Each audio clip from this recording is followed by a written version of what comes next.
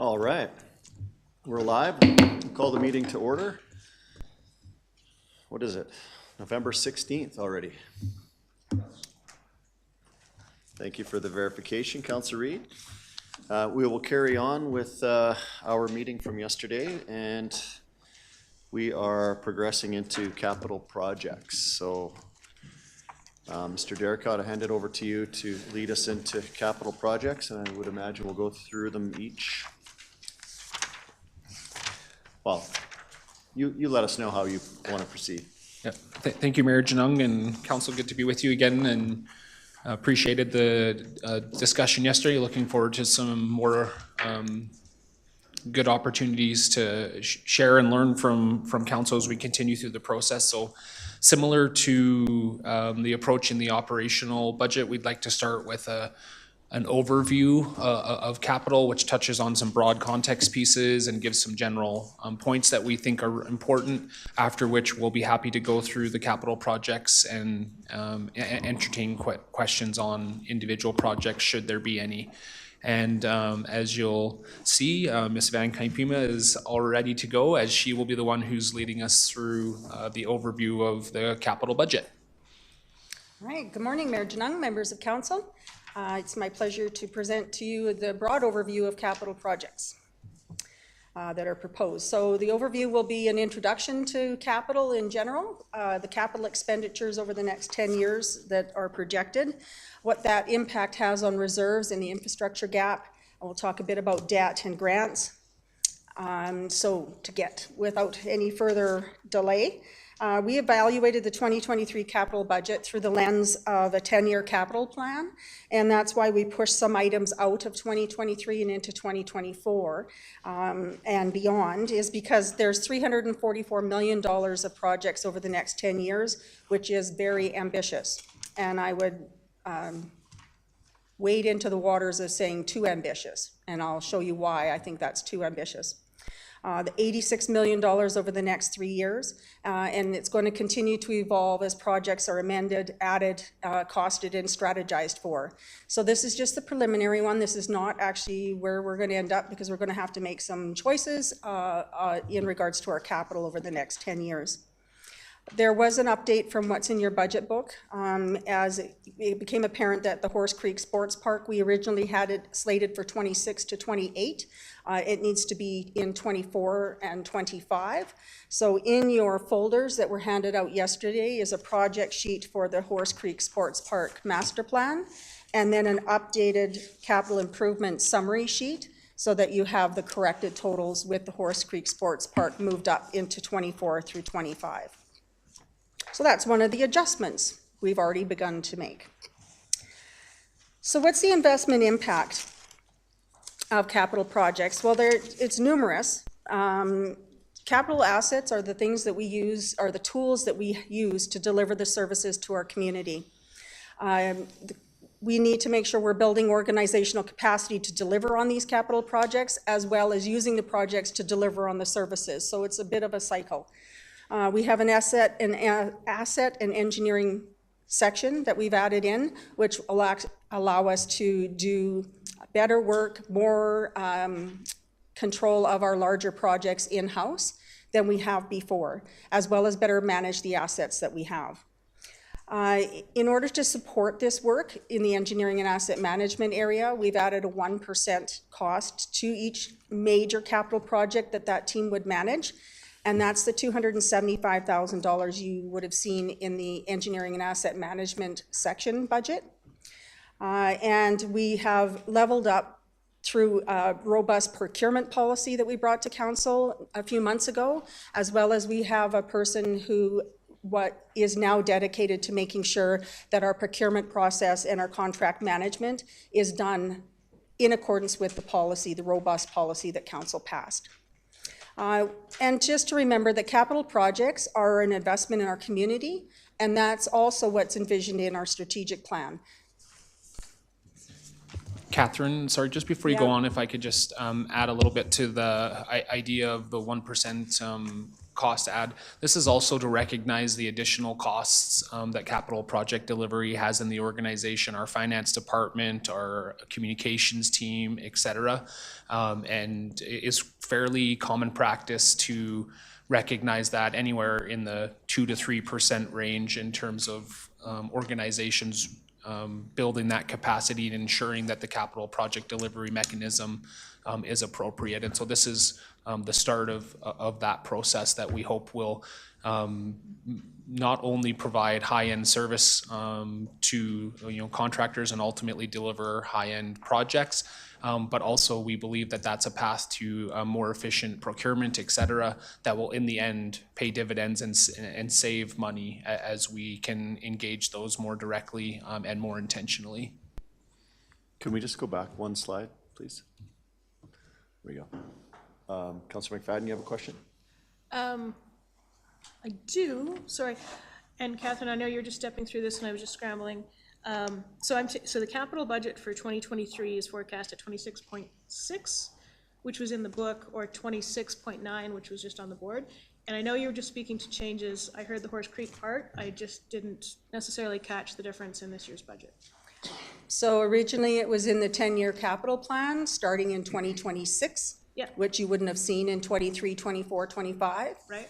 We now determined that that was incorrect and it should have been included in 24, 25. And so hence the addition of handing out the sheet as well as the updated summary. Okay, no, and I appreciate that, and I think the community will appreciate making sure that Horse Creek advances faster. My clarity, sorry, in 99 of our book, I'm reading 26.6 million capital. Yeah. In 23. Yeah. But did you not say 0.9 in the presentation? 26 point, yeah. I'll figure out what the difference is. Okay, thanks. I was just scrambling notes and writing them down wrong, and sometimes it's my own brain. Okay. So sorry, Catherine, can I, one more question, and Yeah. then I'll let you proceed. So, and then just to confirm, so we're looking at a 26.6 or 0.9 million in capital, and the operating is 74.6 proposed. Yes. Okay, thank you very much. All right, so 26.9 in 23, 20.1 in 24, and 39.3 in 25. Transportation projects are Center Avenue, there's phases 3 and 4. Quigley Drive, as well as Glen Eagles Drive updates, and those are both phase 2. Center Avenue phase 3 is planned for 23, phase 4 is in 24, 25. Quigley's in 23 through 25, so a 3-year project, and the Glen Eagles one is slated for 24 and 25. Some other projects that are not transportation projects that are included in the plan is the twinning of the wastewater pipeline. We talked about that a little bit yesterday. The Horse Creek Sports Park servicing, which we just mentioned. There's a Riverview siphon, a new operations center as they're falling out of the cracks in the building. The Fifth Avenue site servicing, as well as the East End storm improvements, and the Glen Patrick drive infrastructure replacement. So those are all in your budget book. So what does the 10-year capital expenditures look like? So as you can see, we have a couple of spikes in 26 and 28. So in 2026, the spikes are caused by a few things. We have a Glen Eagles View water and surface upgrades at $8 million. That's the start of the operations center with the acquisition of land at approximately $10 million. And then the phase 1 of the wastewater pipeline twinning is at $12.3 million. So that's what's slated in 2026. In 2028, preliminarily is slated Griffin Road widening at $20 million, James Walker Trail at $10 million, the construction of the op shop at $30 million, and phase 2 of the pipeline twinning, wastewater pipeline twinning at 12.6. So that is not doable. So that's a preliminary plan. We have that down, and that just means we're going to have to prioritize because we're not going to be able to do all of those projects in those particular years. If we did continue with that plan, the way that it is right now, the projection of the reserve balances, as you can see, there's 4 types of reserve balances that we're considering. One is the capital one, which is where most of the projects come out of. Then there's the offsite levy reserves. Then there's the community revitalization levy reserve and operating reserves. So let's start with the operating reserves, which is the lightest color. Operating reserves don't, on a budgeted way, normally have a whole bunch drawn from them, but neither do they have a whole bunch contributed to them. That's why you're seeing the operating reserve bars stay fairly consistent. The next one to deal with is the CRL, and that's the bars that are right beside the lightest ones. And the CRL starts out, it builds for the first 3 years, and then as we deliver on those projects over the next 10 years, it's pretty much spent, which is what the whole purpose of the CRL is. The offsite levy reserve, that's the one that starts out, the darkest one, starts out negative in the early years because we front-end projects, and then as we go, we collect the offsite levies to fund the projects that have been identified and front-ended. Then the last one to talk about is the capital one, and that's the one that starts out at about $4 million and then grows in 27, and then as you can see with the spikes that happen in 28, it goes down into the negative for 28, 29, 30, and 31. And that's with the projected reserve contributions as envisioned in the current budget as proposed. So despite moderate increases, it's a clear indication that the 10-year capital plan will need to be amended, and we're going to have to prioritize our projects and map them out a little bit longer. As well as we're going to have to consider the contributions to reserves. So it'll have to be a whole plan. So what is some more information about reserves? When we were putting together the capital budget, again, we talked about principles, and one of the things was we were cognizant that we have 91 projects on the books that are open. So we wanted to make sure that in 2023 we focused on completing existing approved projects, hence pushing projects out into 24, 25, and beyond. Many planned projects were pushed out, and the tax-supported capital projects happen through reserves. So yes, there's tax-supported capital projects, but you don't directly collect the taxes and pay it to the project. What you do is you collect the taxes, put it into the reserves, and then the reserves are helped to fund the capital projects. And it became quite apparent that with the capital reserves dipping down into the negative, that the reserve contributions have been insufficient given the plan that we have. So the 23 capital reserve contributions are $3.9 million. Our annual amortization, so that's just taking the historical cost of our assets and spreading it out over their life, is $11 million. So if you're comparing a $4 million capital contribution to $11 million historical cost expensed every year, there's a big gap there, and that's that infrastructure gap that was talked about before. And just remember that amortization is historical cost. It's not the cost it's going to take to replace that asset. So the building that was built in 1940 maybe cost $1 million, which was, oh my goodness, that's a huge number. In today's dollars, that might be $100,000 or $100 million. So the $11 million, just to remember, is the historical cost being expensed every year. And we're projecting negative reserve balances by 28. So speaking of the infrastructure gap, what is that? That's the difference between infrastructure investment needed and the resources you have available to address that particular need. So in 2022, we reduced our contribution to the infrastructure gap reserve to $600,000 from $1.2 million. And in 2023, the proposed budget brings that back up just to the 21 amount and not increasing it from there. Every year, the infrastructure gap reserve is fully spent. So that's reserves. Moving into debt, what does debt look like, the projected debt if we don't make any changes?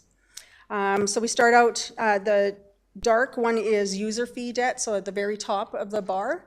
And user fee debt is actually for the public service, protective services building, and that's paid back from what we collect from the lease as well as off-site levies. So that's why you see that chunk getting smaller, because we aren't adding to user-supported debt. That leaves us with two other types of debt. The middle one is the tax debt, and the bottom one is the off-site levy debt. So off-site levy debt is repaid from collections from developers in the fees that they pay when they go to develop. So as you can see, we quite often have to front-end that infrastructure. If we haven't collected enough money ahead of time, then we take debt to front-end the cost, and then we pay it back from the off-site levies. So that's what you're seeing at the bottom of these bars. The middle piece is the tax-supported debt. And as you can see, without any changes, it grows significantly, with the largest chunk happening growth in 28, and that's for the operations center. Projecting this debt, we are actually going to exceed our debt limits that are mandated. We project what the debt limit's going to be. We don't know what it actually is until we have the year, and it's calculated based on our non-grant revenues each year. But we do a projection. I increased our debt limit by about 4% per year based on historical, projecting it out, and then taking off the debt, depending on what we have planned for in the 10-year capital plan. So as you can see, reserves down, debt up. So we do have to make some changes to what the plan is. Then the other source of funds to fund our capital projects is grants. All grants are fully used. So in 23 to 25, just shy of $20 million of the capital projects are actually funded from grants. The two main grants that we get are CCBF, which is the old gas tax fund grant. So I think it's Canada Community Build Fund. What I've done is I've taken what is the amount that we have historically gotten and then assumed $100,000 increase. So we got about just shy of we got 1.7 this year. So I used 1.8 in 23, 1.9 as the projection for the amount that we would receive under that grant program. Then the more complicated one is the MSI, soon to be the LGFF grant. So our 2020 allocation was $6.6 million. And then 2021, the government said they would front end some of the MSI, so they gave us 8.3. And then in 22, they gave us 3.5, reminding us that they had front ended us some in 2021. Normally, what we've seen is at least $4.5 or $5 million on average prior to these last few years. So what I've done is I've assumed in 23 it's 3.8 and bumped it by $200,000 a year. It's a crystal ball. As we get closer to the time, we'll know what it actually looks like. And it'll switch to LGFF effective April 1st of 2024, and they're still working out what that formula will look like as to how they will distribute the funds. And that concludes my introductory presentation on capital. I'd be happy to answer whatever questions you have on that. Thank you, Catherine. Councillor Reid? Yeah, thank you. What a sobering way to start the morning. Sorry. So Catherine, you spoke about the capital 10-year capital plan being very ambitious and that there needs to be a whole plan, which would include contributions to reserve. So when will that occur? Like when will administration do that? When will council see that? Obviously, we need to make adjustments before 2028, but yeah. Rather than waiting till later, yeah. Why wouldn't we do it sooner, like in this council's term? Like I think it needs to be done in this council term, I guess is what I'm saying. I agree, Councillor Reid, that it has to be done before the next budget cycle. Now that we've had our director join us, that gives us the sort of the bench strength that we're going to need to be able to to allow me to look at things more strategically rather than tactically. And so I see us doing that work over the coming year and bringing something to council ahead of the next budget process, so we can have a closer look at what does the map look like over the next 10 years for our capital plans. Thank you. If I can add to that, I think we have developed a list of critical strategic items that we think will start to populate the strategic session that council usually attends in the spring, and this would likely be one of the items that we would begin that conversation as part of that process as well. We're talking about doing that in late February, early March. Councillor McFadden? Yes, thank you. So you'd highlighted that we're going to be approaching the borrowing amount that we're allowed. And so Cochrane has two. We've got the provincial set one, and then I think it was under Mayor McBride's term, we'd set a restriction of 80% of that limit. So when you're saying that we're exceeding that limit, are we talking about the provincial limit or Both. Okay.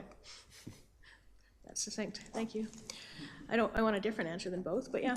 And then the next, and I think it's certainly been highlighted with the change in the way the provincial government is indicating it's working with municipalities on our capital funding, it's changing to the LGFF.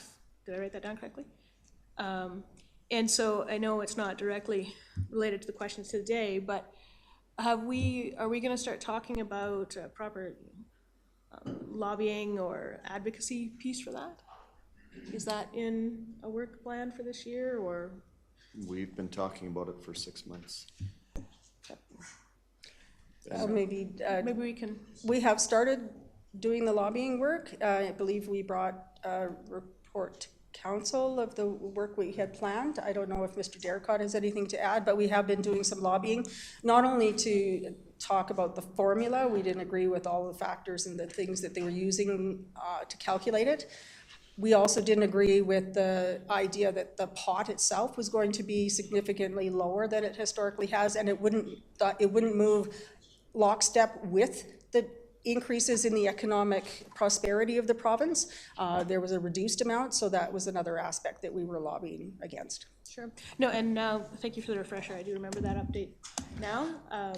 But yeah, clearly a priority. Yeah, thank you. Yeah, no, just referencing is the report that was brought to council in the last few months here that highlighted a few things.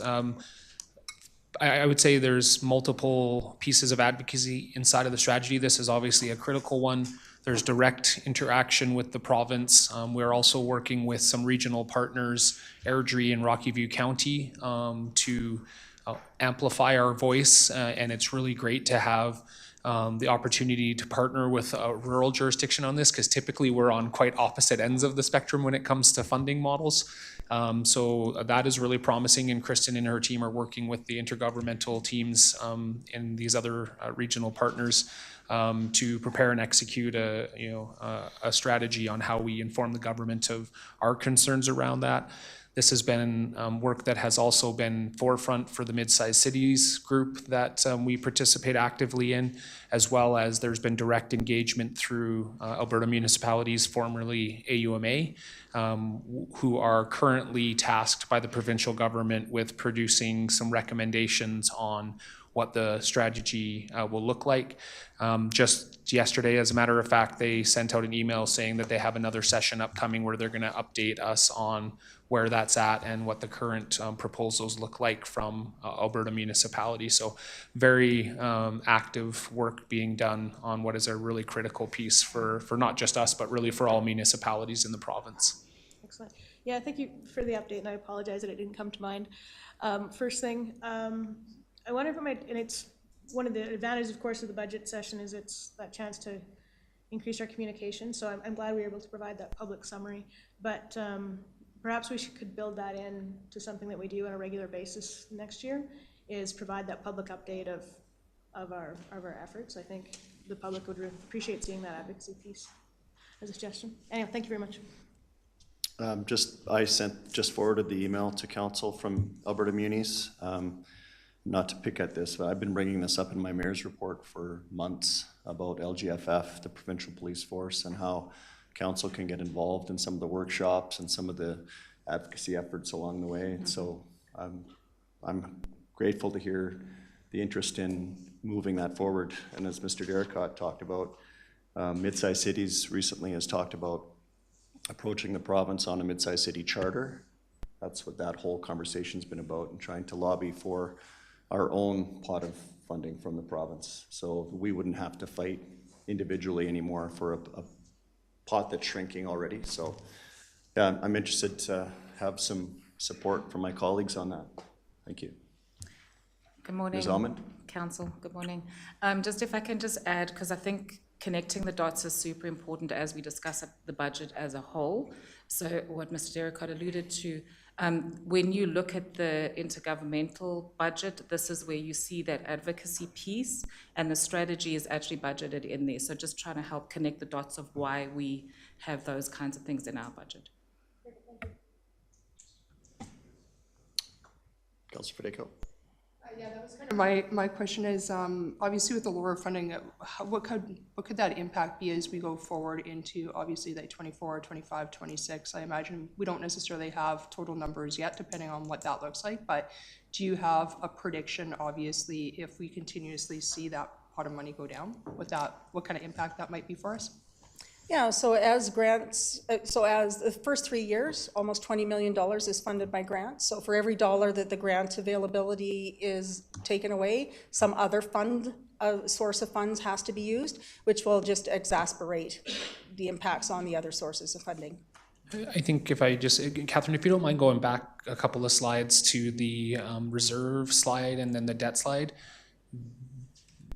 These are the impacts here. You can see reserves are stressed and debt is required to cover those gaps. And as Ms. Van Kijpema mentioned, is some strategic approach needs to change. And I don't think the advocacy from administration is that the projects need to go away, because most of them represent what we would describe as core infrastructure. And so the strategy may need to change in terms of how we finance them, pay for them, and consider the reserve contributions that we make, things like the debt limit that was established at a certain, I think I'm not sure exactly when that was established, but my guess would be that Mayor McBride was a little ways in the past. And the context now of our community is not the same. So it's revisiting those kind of conversations around what's the right way to finance the realities of our growing community and ensuring the sustainability of those pieces of infrastructure. But the graphs here, I think, are the best way to just represent what is the impact of that changing reality, both in terms of the growing demand for infrastructure in our community and the reduced funding from places like the province. It's these challenges that we have to collectively engage and determine the best way forward for our community. And would these graphs be kind of, I guess the most realistic picture of the worst, just so that, or does it become even worse than what we're seeing right now? Are they pretty on point as to what we are expecting to see? Yeah, I think we would typically take what we would describe as a fairly conservative approach to them, but they are projections. They're not fine-tuned. That typically only happens in the 3-year kind of time horizon. But this gives us a good picture of what's coming.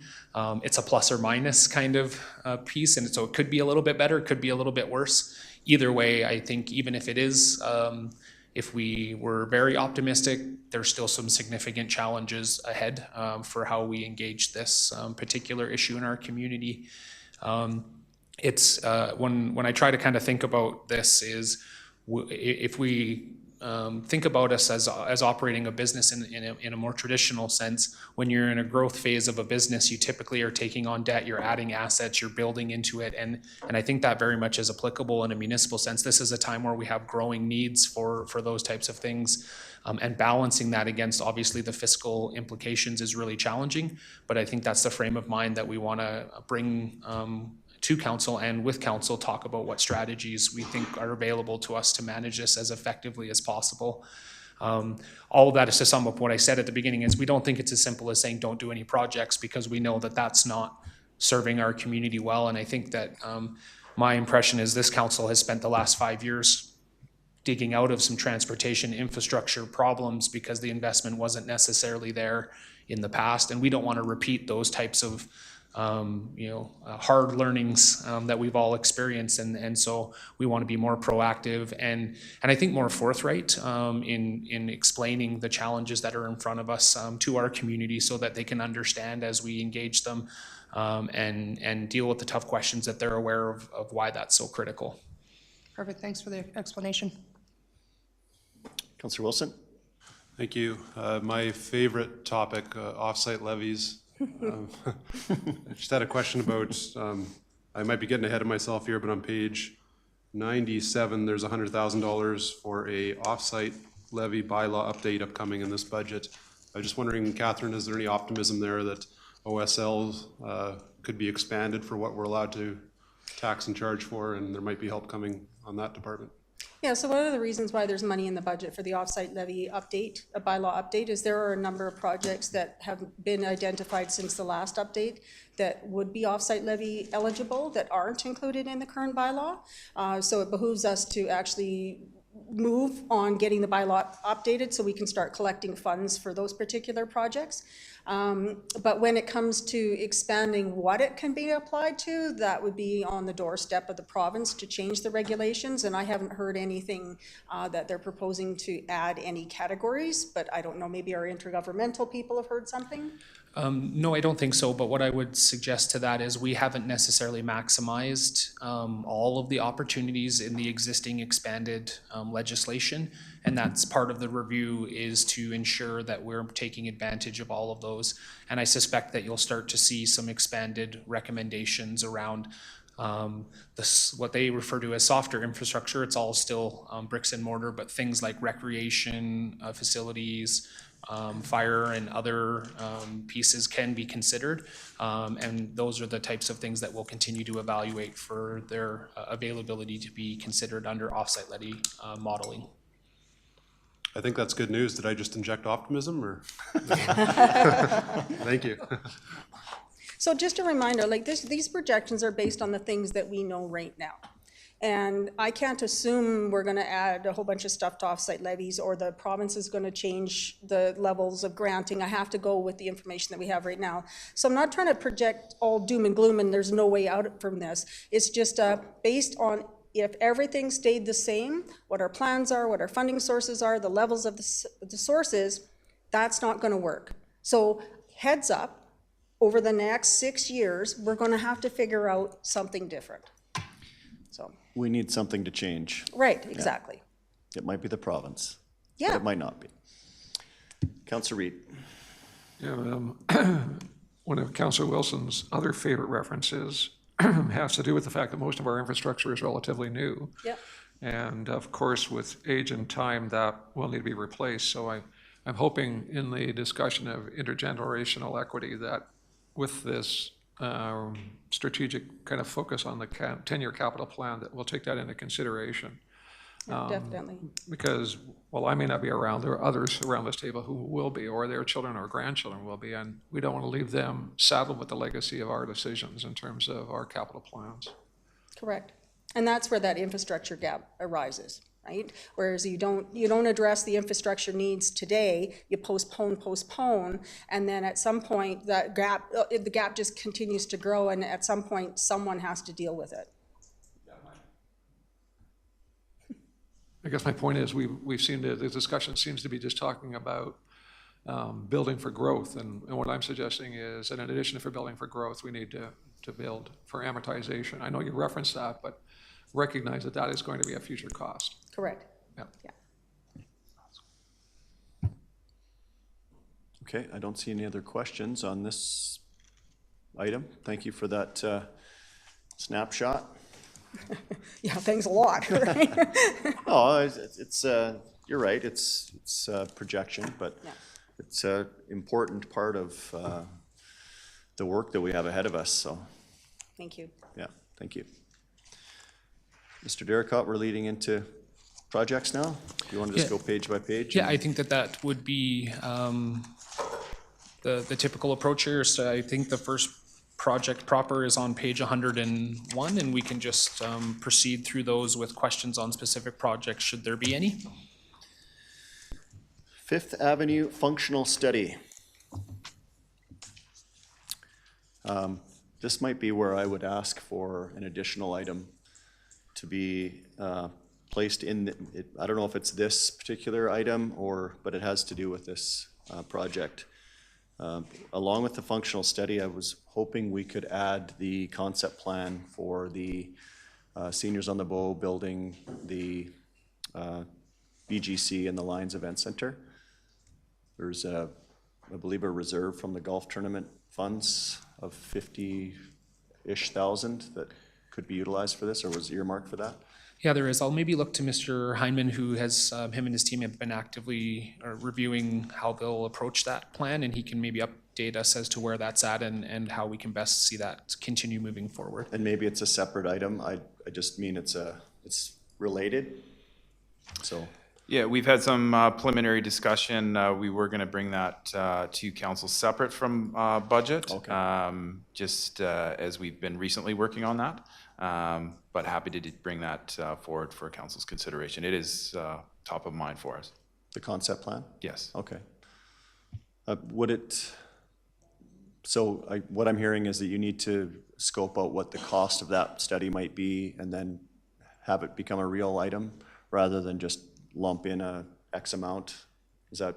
Yeah, I think with the fact that it's funded from a reserve, the project would be brought forward with the recommendation to withdraw from that reserve to fund the project. And so I don't think that it would change the progress of that project to include it in the budget proper. And it's likely external resources doing that, not taxing staff, other than. It'll certainly be there's a supported management of by that. external. Yeah. Yeah. Okay, well, I'm happy to hear there's progress, so thank you. Fifth Avenue functional study, we're good? Website development, 102, Councilor Nagel, sorry, Deputy Mayor Nagel. Councilor Nagel's fine. This seems like a very expensive website. Can I get a bit more information as to why it's $150,000? And also, is it just the research about what the website's gonna be, or is it the completion of the entire website? I'll answer the second part and then we'll maybe ask for Ms. Allman to add some additional information there. It is for the creation and implementation of the website as well, not just research. Okay. Yes. I would also add to this the intent to create a mobile application that would function in tandem with the website as well. So it would be the website proper as well as a mobile app that would function as part of that process. But Lisa, anything to add there? Respectfully, if I can have a little bit of time to get some more information from Kristen on that one. I was going to answer exactly how Mike just answered, that there is the app as well, which is where I had gone, so I'll get some more information and put that in the parking lot. Okay. Okay. Councilor McFadden? Yeah, thank you. I think Councillor Flowers had brought this up yesterday about the website, and I'm really glad to see this update. So kind of two questions. So this is going to be delivered in 2023? Okay, great. And then in looking at some of the features, those all seem good, but I really want to ensure that one of our focuses in developing it is that community engagement piece. Having looked around at other municipalities, some of them small little features that really help is like, report a problem or, ask a question or, easy contact. And, I think anybody's tried to use I know there's stuff on that website and I can't find it. So I'm looking forward to this update for sure, but I really would like to champion that community engagement lens to the new website. Yeah, Councillor McFadden, if I can answer that there's excitement there in the strategy realm as well. So having Mr. Blanchette working on dashboards and things like that will have way more community involvement and community feedback. And it's the perfect timing to redesign the website alongside with that information and that software that's available to us. So definitely top of mind on how to do that. We're looking at all the municipalities that do this really well and meeting with them, and we have been and we will be continuing to do so. Excellent. I'll maybe just add to this, and Kristen will have, she's heard me say this already 100 times. It was like on my third day here, it's like, what do you mean Cochrane doesn't have an app? Like that seems like something that we should absolutely have. There's all kinds of user features that I think are really, really helpful in there. Like it can be as simple as the garbage reminder where it's like, I think we already have some function of that, but getting that all consolidated into one place We've talked also about how we engage with people in terms of informing them and being able to push out news, press information, all of that through our own platform, that it just bing shows up on people's phones, is really, really helpful. The reporter problem functions are so incredibly simple, but also so incredibly valuable. When someone just takes a picture of a plugged storm drain or a tree that's down, it geotags it immediately. We know exactly where it is. It goes through, and it's incredibly helpful and simple and easy. And it does drive some engagement where people are now participating in these pieces in their community as part of that. And so I'm a huge champion of this project in general, and a huge part of those features for me is how does it actually help the residents of our community better engage, better get information, better share information with us as well. That's a huge component of what we're hoping to accomplish. Okay, yeah, great, that's all good news. So longtime advocate of community engagement, and our website's fallen behind, so I'm glad we're addressing it. So am I hearing this is really two projects under the website development? Guys, can we keep the, yeah.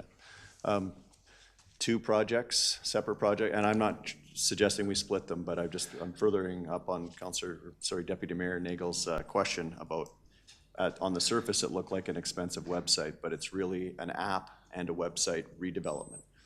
Thank you. I think rather than two, I would just say I think it's a very comprehensive project, Yeah, as in but there's it's many not just a elements. website. Yeah, there's many elements of it, and we want to design features that have function and impact, and there's obviously costs associated with developing those. It's not just a, I'm trying to think of, one of the, it's not like a GoDaddy website where you're paying $500 and then boom, you throw it up there. We're trying to design a website that's much more sophisticated, includes things like payment portals and all these types of things. It's a very comprehensive project as part of it. The GoDaddy website is what we use to run for council. Yeah. Deputy Mayor, you have a follow-up? I'll speak for yourself. I don't use GoDaddy websites.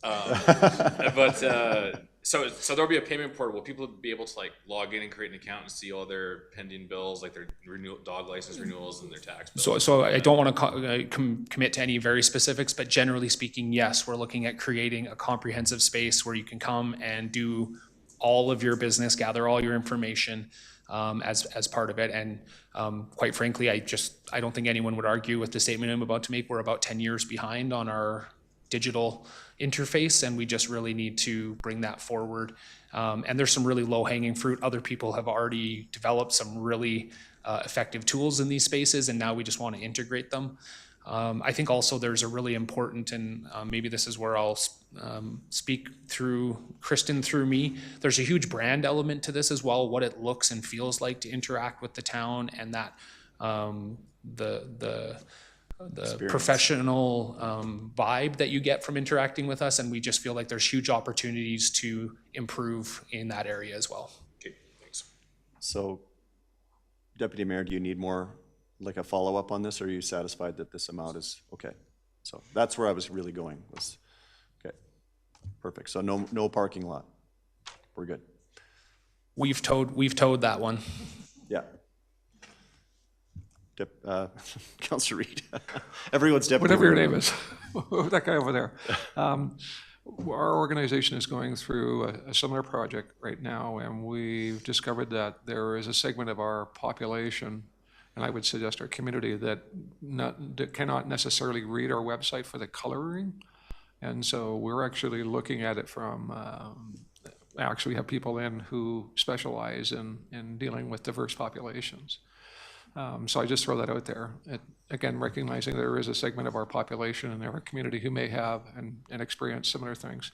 The other thing I was curious about was, would this app be able to accommodate dog licenses? Oh, she asked that already? Oh, perfect. Well, Tara has an app for that if you need it. Perfect. Okay. No, I just wanted to say, Councillor Reid, thank you very much for that insight. That's a fantastic idea, and we'll definitely, when Kristen is working with the people that are doing the RFP, we'll definitely incorporate something that is more diverse, for sure. We also have to be careful that whatever we're doing ties into our financial ERP software, because right now that's what's used for collecting certain payments. And so if we move to an app, that means that we'd have to take into consideration that it does actually speak to our financial software.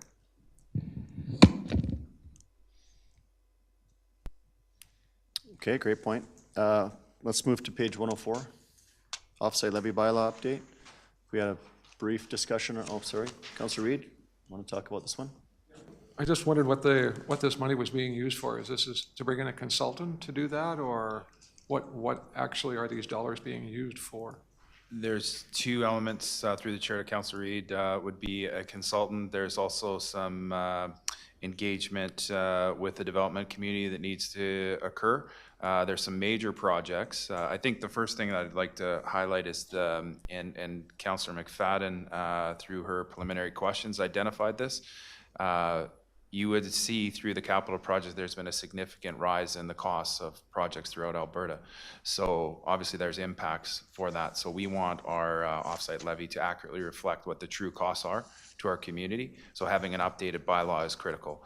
But the other element of this that I was referring to earlier is the engagement, extension of James Walker Trail with a development in South Bow Landing coming forward next year. Major infrastructure to support that in terms of the expansion of the water reservoir within that area. So again, having that opportunity for the consultant to not only work with the development community, but also that additional engagement on those critical projects is needed for this project. Okay, so the long and short is a consulting fee. Is this urban that we continue to go to, or does this go for RFP just in terms of process? We've had great success working with Urban, and certainly our initial thing would be to proceed with Urban on this based on their historical knowledge of the town's offsite levy process. I don't think we would necessarily be going to RFP on this project. And if I could ask a supplemental question about, Catherine, in our purchasing policy, do we have a provision that says above a certain dollar amount or a number of years that we have to go to RFP? We don't have a set number of years, but we do actually have a standing, went through, I believe, an RFP process, and that's how Urban was chosen as the engineering consulting firm. And so it is in compliance with the purchasing policy. And is by dollar amount or years? Like, for example, our purchasing policy is every 5 years, every contract, I think over 20,000, which seems minimal to this group, but over $20,000 has to go to RFP just to be able to keep it current. So that would be our IT provider, our auditors, and so on. Just wondering if we have anything like that here. Yeah, we don't have a set number of years, but we do have set dollar amounts in compliance with the various trade agreements that set where, what limits you can do by just going out and talking to people and getting some quotes, what you have to do by request for proposals, and what you have to do by tender. So those limits are set by trade agreements. Given the volume that would be the work that our consultants do, that would fall in the larger dollar value, that we would have to do the more robust process, but there isn't a set number of years in our procurement policy.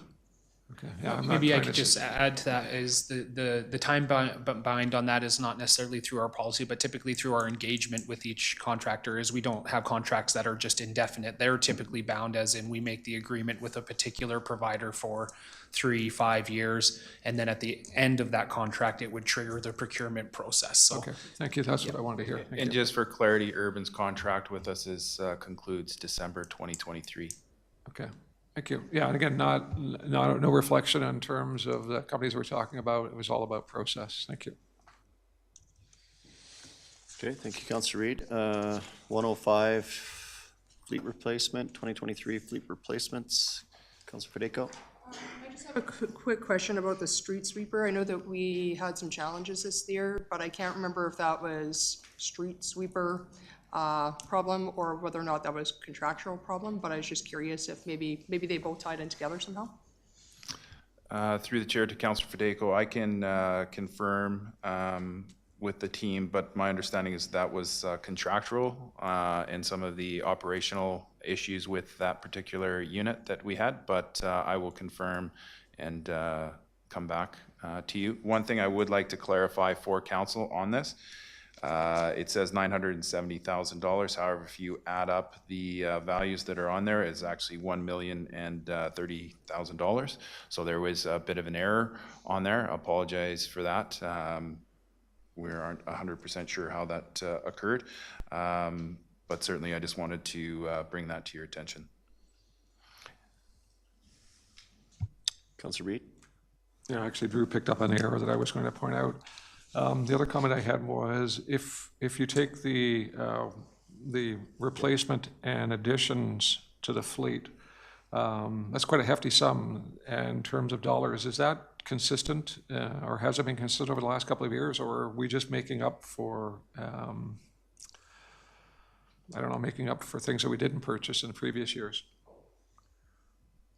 I'll be happy for one of my colleagues to correct me if I'm wrong, as my time frame is relatively short, but my impression is that this has been fairly consistent in terms of the fleet replacement, and the additions are obviously somewhat tied to our community growth and organizational growth as part of that. Right. But it's a fairly consistent approach that's being applied there, as in I don't think this year is an anomaly or an outlier. So it's generally speaking about just under $2 million we spend each year on equipment. Correct, and this also reflects need. This is not want, this is need, I believe, based on the work of our staff. Right, thank you. Just a broad question from myself on fleet replacement. Our policy generally is when and I think the next item is a new item. Maybe I'm wrong. When we identify a new item and we purchase it and it's for $100,000, that triggers a replacement reserve to be created for that piece of equipment in the future with the life cycle of whatever we determine it to have. 10 years for a pickup truck, and then in 10 years we put away $10,000 a year. And I'm really making it simple, but is that correct? It doesn't automatically trigger that. That's part of the asset management work that's Ms. Dela Cruz's team is going to be undertaking. Theoretically, yes, we do try to increase our reserve contributions as we bring on new assets. We have had varying degrees of success being able to do that. But that is the future. That's the dream. That's the theory, yes. Yeah. Okay. And then we have a pretty firm policy on replacement, and it's individual units. It's not just, it's 10 years old, get a new one. Its lifespan is probably past by the time we're looking for a new one. Mr. Mayor, I would say that, again, I used these words yesterday describing one of our other staff, but our fleet manager is meticulous in reviewing and very up to date. So he has a defined process. So it's not just 10 years and we need another one. Yeah, I knew the answer. I just thought it was appropriate to point out. Perhaps I'll take a moment as well to just reflect that this is also been enhanced by our organizational redevelopment by creating a fleet-specific service center in our organization that not only deals with maintenance and operation of the fleet, but also the planning and financial and otherwise for our fleet needs. And so we feel like the performance there has been pretty good, and that we've set ourselves up for it to improve even more as we integrate it with our asset management processes under Ms. Dela Cruz. Nice. Okay, thank you. Councillor McFadden? Yeah, sorry, my question is not related to fleet additions, but kind of, I meant to ask it both yesterday and earlier in this project. One of the numbers I wanted to get for part of this is installing the River Height lights that the community had talked about. And I don't know if that's a capital project that we might chat, or if it's an operational, but I did want to get the amount of that project. Yeah, happy to answer that question, Councillor McFadden. The cost in the past has been approximately $16,000. My understanding in working with the director and their team, there's some cost savings based on new technology, so it's about $10,000. And typically in the past we've put 3 in per year. So hopefully that answers your question. Yeah, no, it does. And so something like that in that amount, is that usually like a capital request, it's usually an operational request, correct? Typically, it's within our operations budget. Excellent, thank you very much. Okay, no further questions on 105, 106? Mr. Mayor, if I can just clarify as well, this one says 446, it's actually 484 if you could do the math, so the same thing happened on both these pages, so just wanted to, for clarity, apologize for the error. Appreciate your attention to detail, Mr. Heineman, thank you. 106, we're good. Technology life cycling, 107. Councilor Reid? Just trying to appreciate what the difference is between 107 and 108. I recognize that there must be a difference just in terms of the dollar value, but maybe someone can just walk us through a kind of overview as to what the difference is between the two. 107 is technology as in IT support for buildings. The Oh, other it's one not is Not for on equipment. equipment. The fleet telematics implementation is a software specific to fleet management, and it lists some features there, how it will help us support better fleet management and be more efficient and effective overall in how we manage what is a growing fleet. I don't know the total value of our fleet, but it's into the millions of dollars, and so having a software system that allows us to effectively manage that, and as well as, again, integration into our asset management processes, this will be an important part of that process. So one's for asset management, one's for fleet. No, so, sorry, that was specific to fleet, the fleet telematics implementation on 108. The technology life cycling is just general replacement of basically IT infrastructure that we Okay, go through got every it. year. Thank you. Workspace optimization. Ranch house chiller. Oh, sorry, Councilor McFadden. Yeah, so sorry, my question on this one is, and part of this is to upgrade the tech in council chambers. Would this make it possible for council to be able to call into meetings and participate? I know, as I understand it, there's been kind of a tech barrier to allowing that to happen to date. Again, we haven't gotten so far as the specifics, but that's a point that's well made that we can make sure is considered as we consider what technology would be implemented there. Okay, thank you.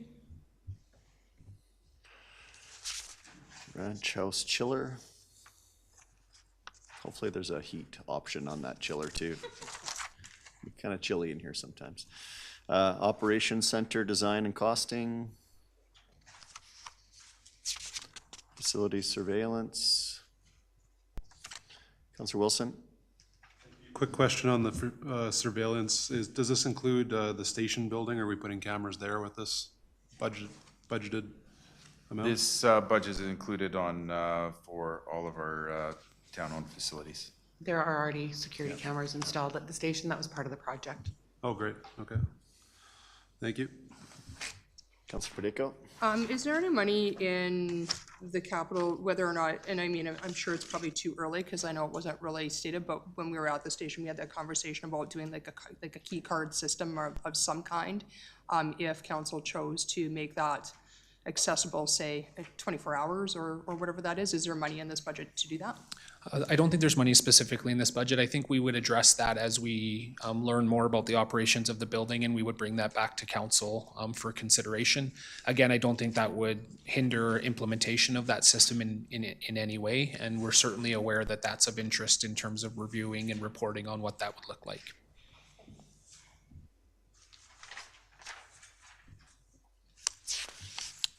Okay, community services master plan. Councilor McFadden? Thank you again.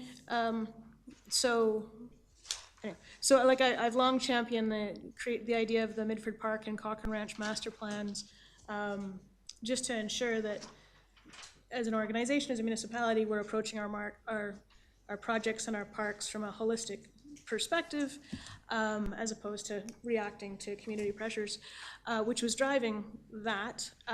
So I'm glad to see we're stepping up to this. I'm just looking for a clarity on the numbers. At one point, I thought it was like I thought the combined price was 150 for these two plans. I could be wrong. Mostly, I just want to assure that 100,000 is going to be enough to get these plans complete this year. So the intent of this first plan in 2023 is to do a bit of a review of the existing plans that are in place, and that will ensure that they align as we go forward for the more comprehensive plan, that they align with the municipal development plan that's being updated. So this wouldn't be a full review, right, of a comprehensive plan. This is the beginning stages of that, hence the reason why it's a reduced value. So it's to look at the plans that are currently in place, take a bit of an analysis of that, and then going forward, incorporate that information as well as the MDP into the future bigger plan. Okay, yeah, no, that makes sense. Again, my overarching goal with this always is to make sure that we're holistically looking at our parks and open spaces and our recreation and planning it. So I'm glad to see we're taking a step. My only frustration is I've been pushing this one uphill for a while. I can appreciate that. I think one of the challenges that we've had, as expressed yesterday, is the complete absence of management leadership in that area. Now that we have the director in place and a manager in place with the Parks and Open Spaces, we're able to actually look at some of the plans and determine whether or not they are still applicable and have actually been implemented on an operational level. You would have heard me say the same thing about the cemetery master plan. So we have several plans that we need to review and confirm whether or not they are still applicable to the community where we've grown, how we are operating, and whether or not they align. And then with the update to the LUB and the MDP, making sure that they make sense for this new strategic plan that council's adopted as well. So the intention is, and later on in the capital projects, you will see the development of comprehensive community services master plan, which will pull all that information together and I believe speak to what it is you've been looking for. Okay, yep, no, that's great news, and I certainly take the point that we've been understaffed to kind of advocate and advance some of these other priorities, and so I'm glad that, you know, we've right-sized that. My question, I know it's not a capital, but in the operational budget, are we confident we have the staff needed to advance, like I said, pushing on this one, the Horse Creek plan, the Trans-Canada Trail Initiative, the rec center? We've got a large number of these rec-focused priorities that have been waiting. Are we confident in the operational budget that we've staffed this to make that happen? Yeah, I think I'll maybe make a comment, and obviously Ms. Lowe, if you feel you have something to add to that. This was a specific consideration in the budget that administration prepared and referenced in particular the build out of what has been a kind of gap in our organization under community services.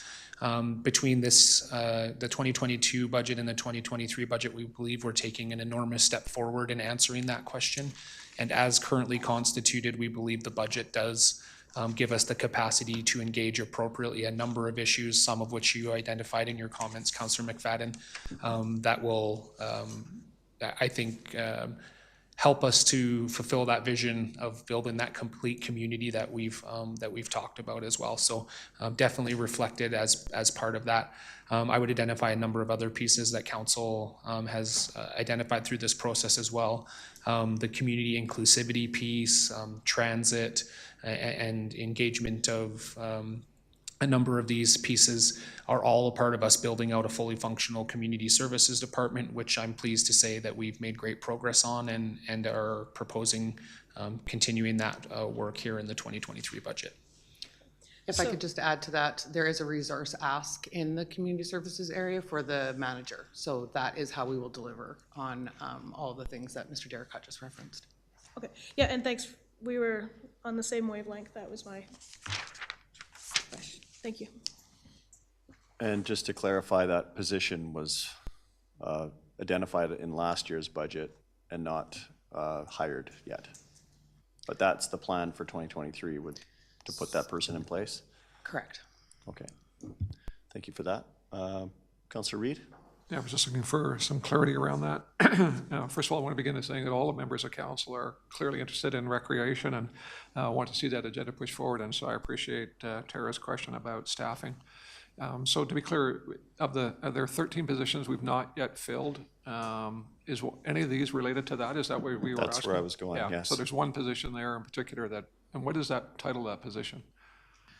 Currently, we are referencing it as a manager of community services. Whether or not that will be the final job description title for that position is uncertain at this time, but that is how we've been referencing it. Right, so There's we also need- an increase in seasonal hours for parks staff. So we need to fill that position to be able to accomplish this goal? If, in order to accomplish all of the things in the community services action plan, as well as all of the projects, yes, we require resources there. Thank you. Thanks for the clarity. Councillor Flowers? While we're talking about community services, the Seniors Advisory Group has been asking to have the swing moved that is for people with disabilities. We got it through a grant several years ago and people aren't using it because of the location and nobody to manage it. So I can't remember the amount, but I know they've tried to talk to people over the time, but without a community services department, it's been tricky. I would suggest that they can certainly reach out to our new manager in Parks and Open Spaces. Now that we have that position in place, there'll be something that they can be facilitated. Okay, thank you. Forging on. 114 Center Avenue Phase 3. Mr. Mayor, if I can, just respectfully for council's benefit, if you could look at 114 and 115 together. They're both linked. There's an important consideration for that. If you were to proceed with just Center Ave without the storm, we need an interim storm solution. So just for clarity, I thought I should bring that to your attention. So what you're suggesting here is that the deep services are being upgraded prior to laying new concrete and asphalt on top of them? Correct. Love that. I just, before council got into discussion on 114 and had any questions, I Yeah. thought it was important to clarify that. Yeah, That it thank you should for be, that. we have separated into two projects, but we would like to see it move forward as one. They're linked. Okay. Councillor Reid, on 114, 115? Yep, so I appreciate that clarity as well. So this builds on the work that we've done to date then, and just in reference to Catherine's earlier comment that some of the projects this year are to see the year through or the projects through, and this is one of those. So what I like about this again is that going back to our strategic plan, this is what we identified as a council as a strategic priority, and we're seeing that through. And while it's a hefty sum, I'm happy to support it as well. Councillor Wilson? Thank you. On the Center Ave Phase 3 portion, there's a widening portion of Center Ave from Powell Street to First Street, including the First Street intersection. Just curious, I don't remember from our design plans, does that actually add a lane, or is that just, or does that give us the middle meridian that we originally talked about? I'm trying to remember what that leads to, the widening of the actual physical street. It provides the 2 lanes that will go, it doesn't provide an extra lane, it provides 2 lanes in each direction. We will need to acquire some additional land from the property at First Street. So, and then there's the burial of the power lines that is an important part of that consideration as well, or project. Okay, so that actually, if memory serves, northbound only has 1 lane right now, so that's a huge difference, and that's a second lane. Okay, thank you. And then because it's tied in, I was hoping to ask about the East End storm improvements, if it's good now. Big sum of money there, obviously 8.3 million over 3 years. Just a general question about, is this something we can expect in other residential areas as they age? Is this novel, or is it just a general life cycling cost for storm sewers in the East End? Through the chair to you, Councillor Wilson, again, our primary focus is 23, but when we get into 25, understanding that it is $6 million, it is to do with a lot of life cycling, just the nature of the historic development within the area and the needs for upgrades to enhance service. We anticipate there will be more development pressure in the East End following all these transportation improvements, so that will support future development and investment in that area as well. Very similar to all the investment that council has made over the last few years on Railway Street, and we can already see the investment that's occurring in that area.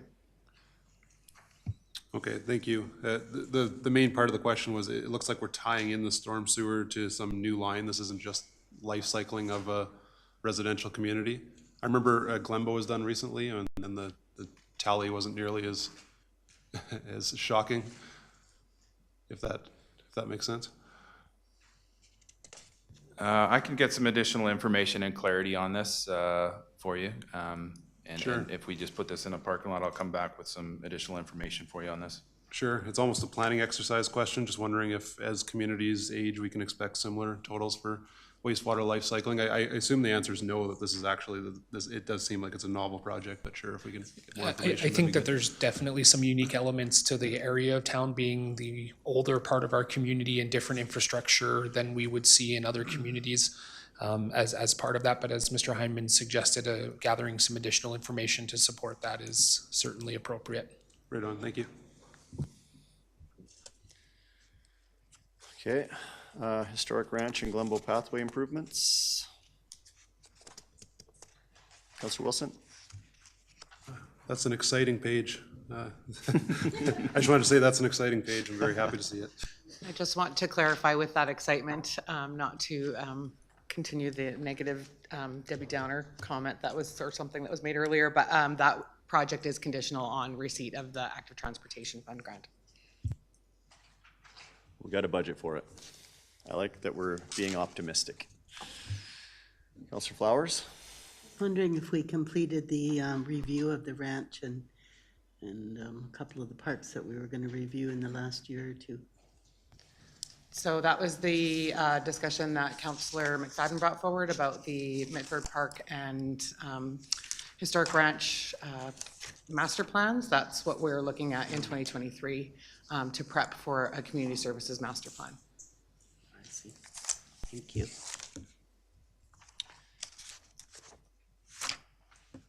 Alley repairs, 117. 118 First Street, Center Avenue and First Avenue.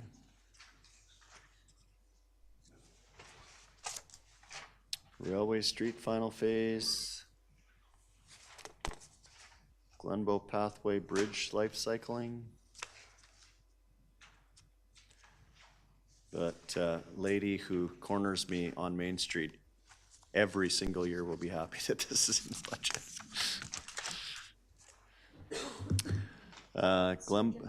Oh, sorry, yeah.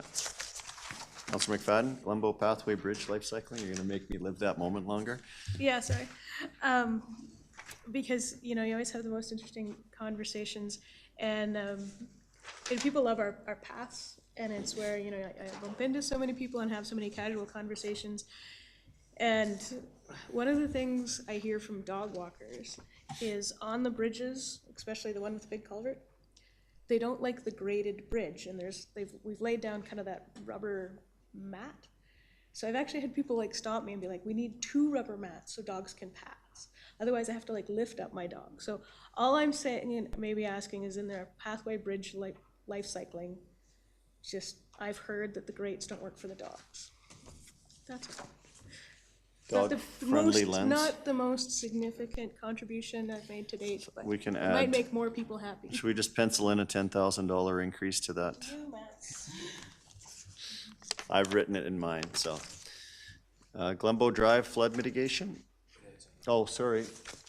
More dog carpets? No, just on the topic of pathways, something that residents have brought up with me, and I believe Councillor Reed said the same as him, additional benches along our pathways. Somewhere in the budget, could we pencil in additional funds to just explore adding benches all over Cochrane? I mean, the specific request that I've heard is the pathway beside Bow Meadows and the Bow River. There's no opportunities to sit there and enjoy the river.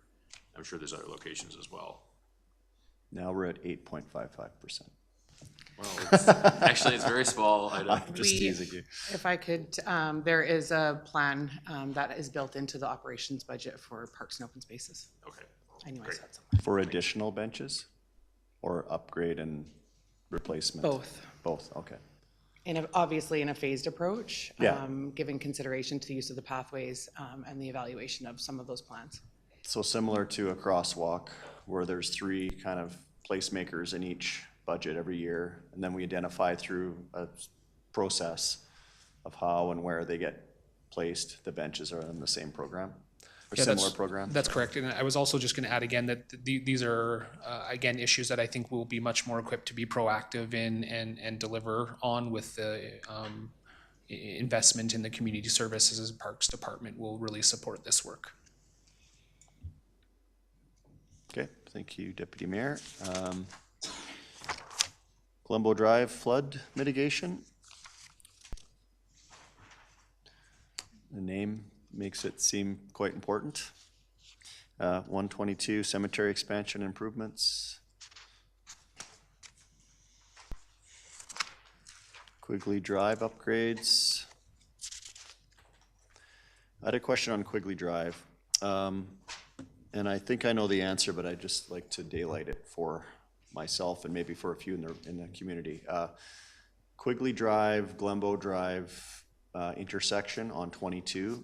I'm often getting complaints about having a dedicated right turn out of Quigley or out of Glenbow.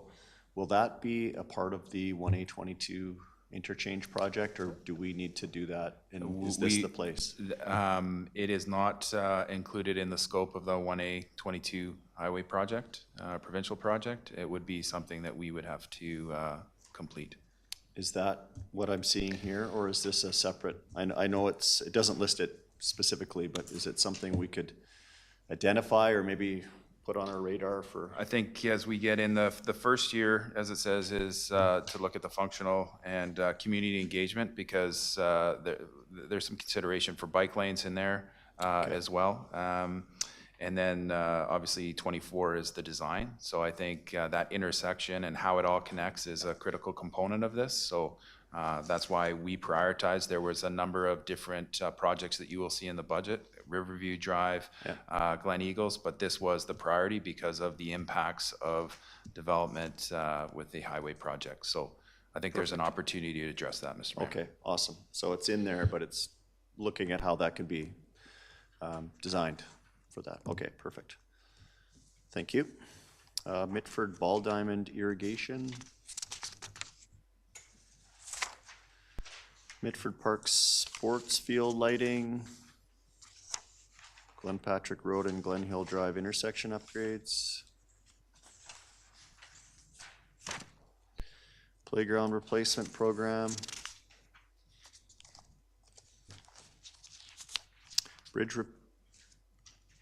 Councillor McFadden, playground replacement. Yeah, and just for clarity, I think this is really important, and I know we were just talking about like dogs and benches, and sometimes it is just really the little things that are appreciated. So the playground replacement program, I think like this is a really important piece, and I was just wondering if like $75,000, I don't know, if somebody could just speak to it, whether that's appropriate or not, because, you know, having, lived in the East End, some of these, playgrounds are well past due, and as my 12-year-old was lobbying, we need more, places to play basketball. So these are the things I'm hearing from. So the question is whether we think this is enough, or whether we should be seeing if we can fund more to get more done in a given year. So the build out of this was based on our experience over the last 2 years and the cost of playground installation. And the intention is that this will provide for one a year. There is limitations on how many projects we can take on in any given year as well. And the playgrounds themselves will be prioritized based on safety and the year of the equipment. Okay, so yeah, so it's not only just funding, it's also just our staffing capacity to be able to replace one of these in a given year to manage that project. That's correct. Okay. All right, thanks for the clarity. I think it's a small but mighty change. Councillor Federico. Can we go back to Glen Patrick Road and Glen Hill Drive? I'm just curious as to what this project is for a traffic button versus pedestrian. What page are you on? 126. Mr. Heinman, more detail on this one? Yeah, so the intent is really to provide the traffic button to enhance traffic management. So Councillor Federico, your main question was focused on pedestrian movement? Yeah. So the main focus is on the movement of traffic. If you would give me an opportunity at a break, I will find more about any pedestrian movements that's considered within this scope. I don't believe that it's a primary focus, of course, something that we would be considering, but mainly it's moving of traffic in this area. But if I'll get some more detail. Thank you. Perhaps I can help. When I read this the first time, I read it as a button, as in we're gonna push a button to cross. I believe the button It's is not. the It's the sorry. concrete It's piece. underneath. It's the bump out. Yeah, correct. So it will enhance the, some pedestrian movement, but again, the traffic button is actually in the middle of the road, so it will be, it's almost like Like a like a light mini trigger? roundabecause Yeah, is that what you're, because Yeah, I read that twice. rather I'm than like, taking what? up the entire space required. Sorry, I didn't make that connection. Thank you, Mr. Mayor. So. Yeah, initially I thought we'd have to get out of our car and push a button, so I was kind of curious as to what was going on there. Thank you. So you're good, you don't need any further? Yeah, Okay. so we'll leave that one? Okay. Yeah, you have to roll down your window, the button's in the middle of the road. I'll have fries with that too, please. I digress. Bridge repairs, 128. Active transportation standards, 29. Glen Patrick Drive infrastructure replacement, 130. Oh, Councillor Reid, sorry, Glen Patrick? So I think all of council is interested in this project because it then sets the stage for what we might be able to do with the future rodeo grounds in terms of whether it would be a seniors center or replacement in that area. And clearly this work needs to be done in preparation for whatever would then subsequently follow. Again, not to overemphasize, but just emphasizing that the importance of driving to our strategic plan in relation to our future. And so I think this is a really good news story worth repeating. So thank you. Thank you, Councillor Reid. We really see this as a critical project. Obviously, it's got a significant budget associated with it, but there were surface repairs that needed to be done on the roadway. But underneath, there's also a number of utilities that need to be addressed. So we wanted to do a comprehensive approach to this, really as that leading infrastructure to help deliver on the strategic plan. So that's where the broad scope of this is included for council's consideration. So just to be clear, it does provide the footings for what would then we wish to subsequently see done with that, potentially see done with that property. I think it's twofold. It would support council's strategic objectives for that property, but also support the Glenbow community as this is a major thoroughfare for them as well. Perfect. Thank you. Highway 22 Riverview Siphon. Councillor McFadden? Yeah, like, so obviously this is one of those really important and key pieces of infrastructure, and it's being funded through debt, but as identified, it's 100% from offsite levy funded debt, this is one of those growth pays for growth items, but just for clarification for the public, so we're fronting the cost from the offsite levy, this is being paid. How long to see this paid off? The offsite levy bylaw envisions that any offsite levy debt is repaid over 20 years. 20 years. Okay, thank you very much.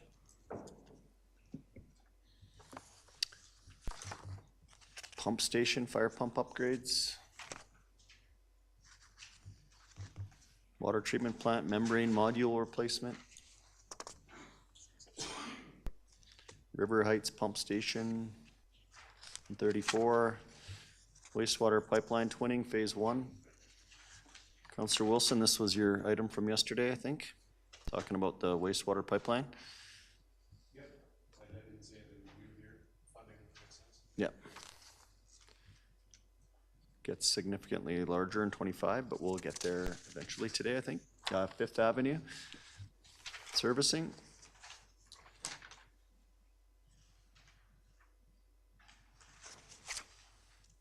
W3 master plan update. Water supply strategy, 138. And that takes us to the end of 2023. Suggest we take a bit of a break here, maybe 10 minutes or so. This is 2024. Yes. All right. See you in 10 minutes. Thank you.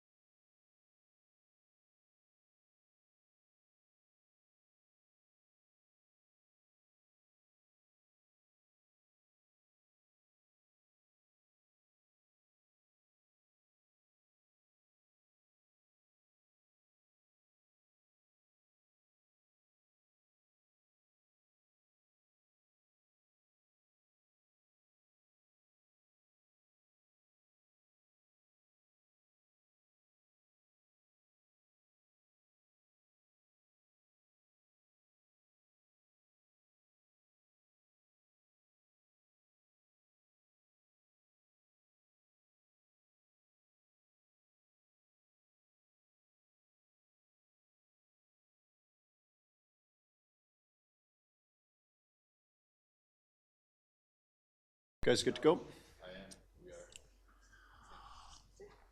We are back. Welcome back. We are forging into 2024. Capital projects. Maybe, well, okay, we can go through page by page. Is there any that anyone like to highlight? We could do it in one lump sum. We do have the Horse Creek Sports Park. Maybe we talk about that one first. Yeah, so Councillor McFadden, you're holding up the Horse Creek Sports Park. Whatever it is, I can't see it from here. Go ahead. Yes, okay, so the Horse Creek Sports Park, master plan update, detailed, et cetera, et cetera. So this has been moved into 2024 in advance, as per the update, which I greatly appreciate. So debt and reserves, and I know, so two questions. The one bigger overarching one for those looking, and this is holding up other projects on the old rodeo ground site. But with these investments, when are we actually expecting the first diamond or the first field to be operational? Through the chair to Councillor McFadden, again, I think, well, I'll just, to answer your question in terms of when the first fields would be, it would be beyond 2025. Like, I think that's the fairest answer that I can provide for you at this time.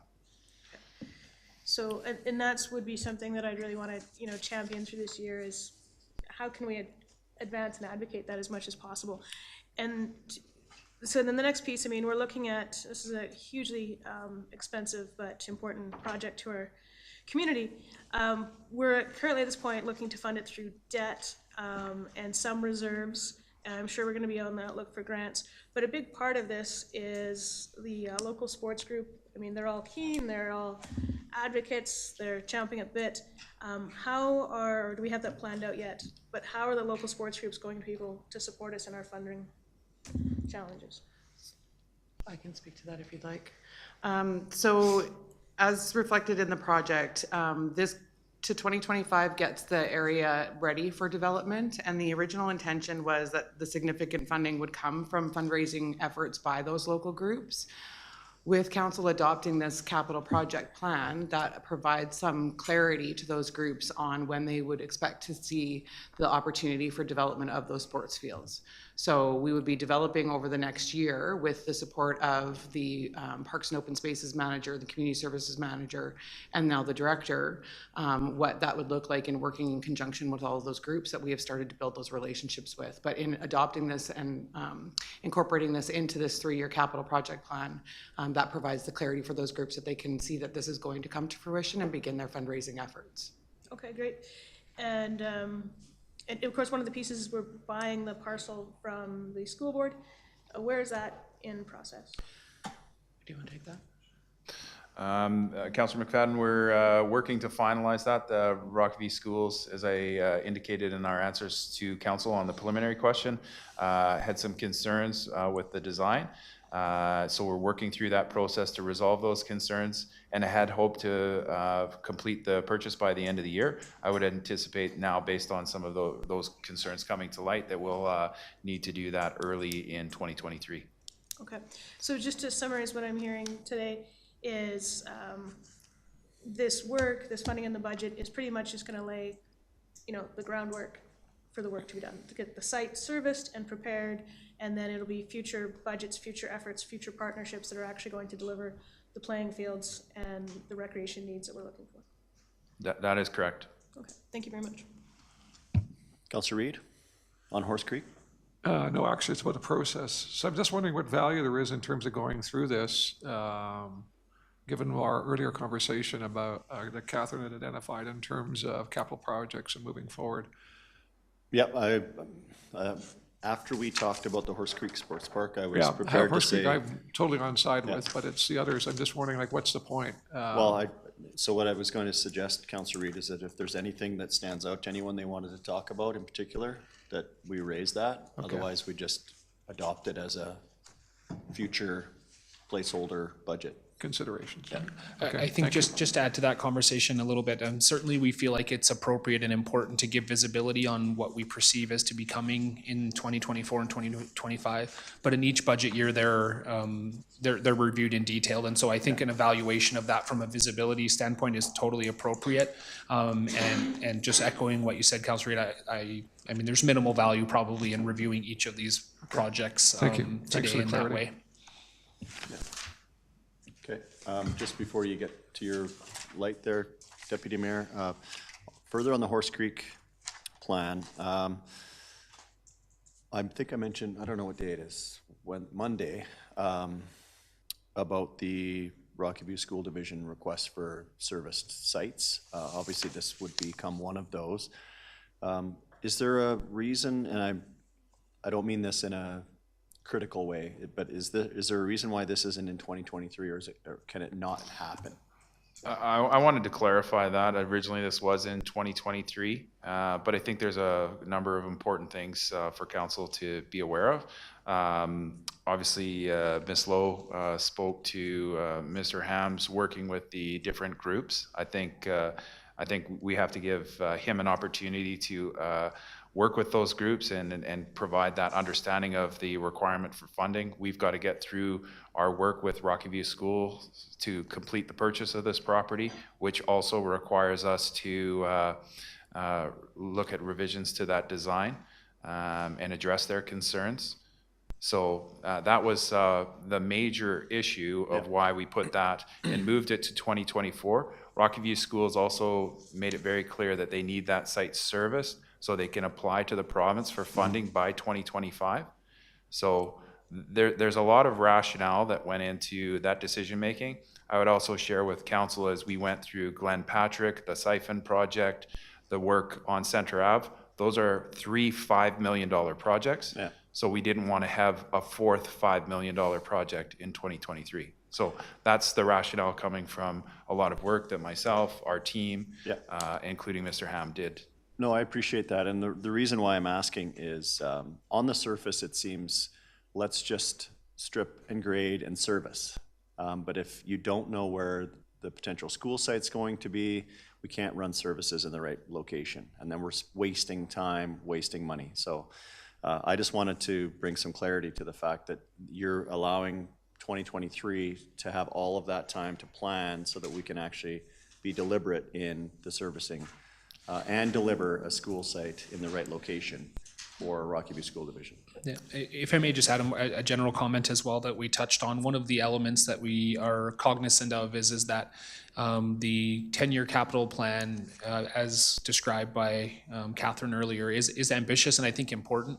And one of the early steps we're taking is to enhance the mechanism we have for project delivery, and that's taking place in 2023 as well, to ensure that we have increased capacity to engage and deliver these projects effectively. That does have a function of time as we would invigorate that process throughout 2023, and we won't really see the full benefit of that until future capital years as well. So that's I think more of a broad context question to that, as well as Drew mentioned multiple significant infrastructure projects. Some of that limiting factor is what is our internal capacity to manage and deliver those projects. Yeah, and at all, didn't mean to sound critical. I actually am grateful for the work that's been done to get us to this point, and I'm glad that we're talking about it. And I agree, Councillor McFadden, there seems to be, there is an expectation that we deliver on a sports, I'm just gonna say sports park, it's easier to say,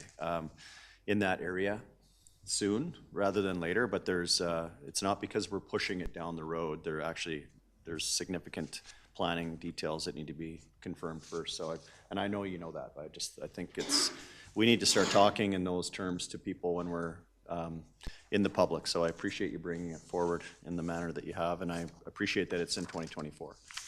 So I just wanted to have some dialogue around that. Okay, so Deputy Mayor Nagel, you have a? Not about this issue. Okay, no, about the 24 or 25 capital projects? About facilities 20-year master plan. Okay.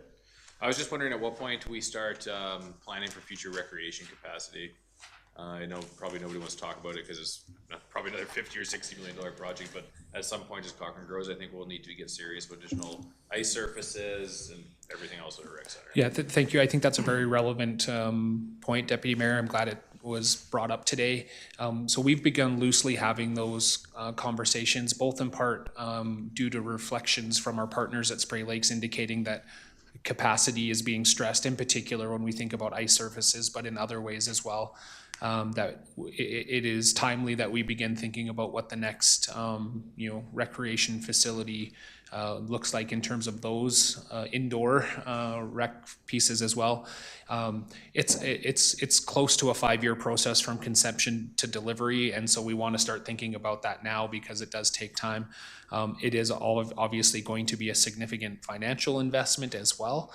I think $50 or $60 million is minimum, like that's a low end probably, depending on what we determine we need. This also, I think, reflects the beginning of engaging the offsite levy process to consider how we reflect recreation facilities, which is a new element that we have. And so all of those things are certainly in our consciousness administratively, and we'll begin engaging more directly with council on what we think that looks like here in the very near future. It's overwhelming, that's all I'll say, because between the Horse Creek Park and additional indoor recreation capacities, $100 million at least. But I just don't see how we don't need it by 2030, Absolutely agree with that, Councillor Nagel, and as again described, it's how do we manage the expectations and needs. There's the new emerging infrastructure that we're describing in terms of recreation facilities. I don't want to add to the overwhelm, but we know that the library and other facilities are also in need in terms of how they grow in our community. We have lots of opportunities to consider what that looks like. I don't think it shouldn't be felt as a bad news piece. It's good news that we're in a community that requires growth and in those facilities. And then we just have to have a plan, be strategic, and be intentional about how we engage those questions. And administratively, we are, I think, excited and in part invigorated by what we see in the strategic plan as embracing the growing community is part of what we see as part of that. And we're prepared to do our part to give council as many tools as possible to answer those questions. Okay, just wanted to flag it, thanks. In addition to our train station. I'll just lob that out there. Any other questions or comments on 24, 25 capital improvement projects? There's lots in there, and I do appreciate the work. I think it's not that we're trying to gloss over it and ignore. It's we've read them and generally agree with the principles that are being applied here, and obviously up for debate in next November's deliberations. Councillor McFadden, you have a point to make? I do have, 145 Bow River Pathway construction. Okay, so it's a budget year 2023, but we're gonna build it in 2024. I got lost in our process. So it looks like this one is a Jim Uffelman Park review, rec master plan review, the trail and Bow River Pathway feasibility studies, and then this will be a delivery on that. Right, so we're gonna, big picture, gonna spend, like this year, we're doing that work, and then this is the budget to deliver on those updates. That's correct. Okay, thank you very much. Councillor Federico? Does that office include like some sort of engagement piece, especially when we're talking about the Jim Uffelman Park? Yeah, absolutely. And it's part of the study portion of that. Users would be appropriately engaged to ensure that we understand all of the needs there in the community. But Ms. Lowe? The RFP that was issued has specific requirement for stakeholder engagement throughout the process. yeah, because that's gonna be a contentious one for sure, so. Yeah, and it's not just its specific users, it's also surrounding communities and the residents as a whole Yeah. on what that is, because it's not just about the conflict between cyclists, walkers, and the off-leash dogs, it's also about the environmental stability of the area. Yeah, very much so. Thank you. Peeked another question from Councillor McFadden. It's my day. Yeah, so just like process, so like, and I'm really glad to see the Project Jumpstart construction prep in here. That's good news following on good news. It just, in the process, it says budget year 2023. Is that just a typo, or am I just missing a process? Page Just are you on? How the software for the budgeting is put together is you put in the year that you first identify the project as something you would like to do. And then when you move into the start date and the estimated completion date, that is when you plan to deliver on it. Okay, so I'm just seeing a accounting software. So when it says budget year, that's the year it was originally identified as a project for us to undertake. Yeah, but it's clearly not in our 2023 budget. Okay, thank you. Councillor Reid? The chair may want to rule me out on this, but, so I just had the opportunity to kind of go back and look at last year's budget as it related to requests for 2023, which would have been a year similar to the 2024. And one of those was the ranch house, we're asking this year for the ranch house chiller at $500,000. And last year it was a ranch house boiler replacement at half that price. Are they the same things? Is a chiller and a boiler the same thing, or? So did we do the boiler, and the chiller is different?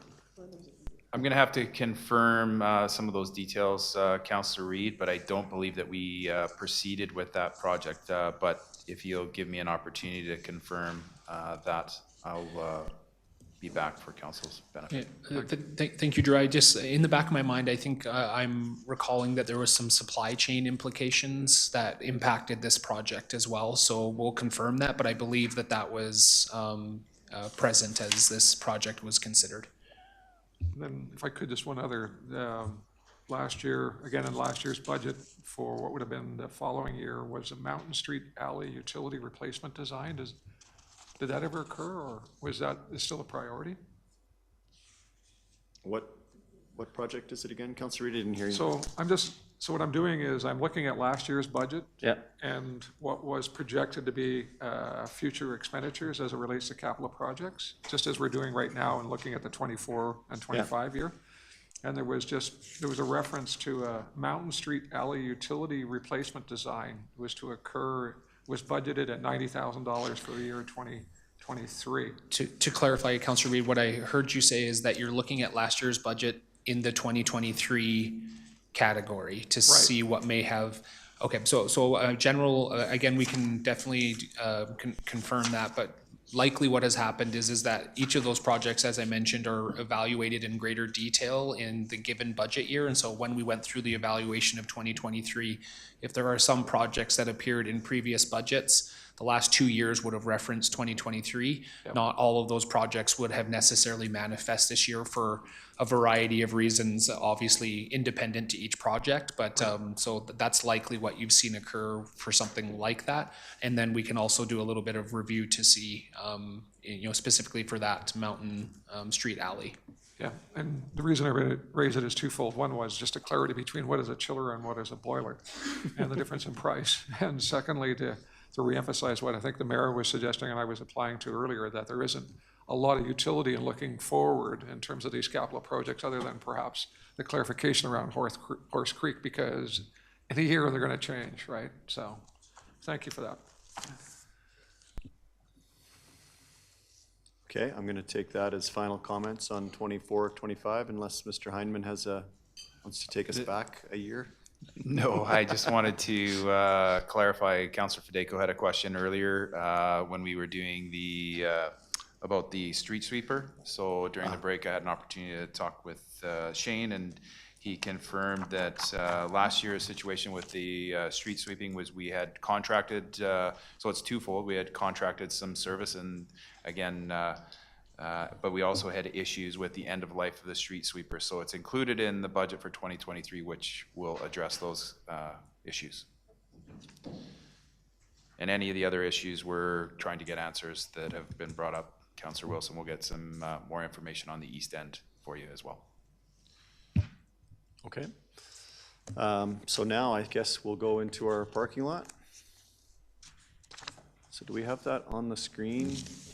We sure can, and just as we move in that direction, so certainly that basically concludes administration's presentation of the draft budget, and so now moving into the deliberation piece, and obviously, as council discusses, administration is here to add clarity or answer questions as items are discussed. We look forward to hearing more from council. Okay, so was there a handout of the, did I miss it?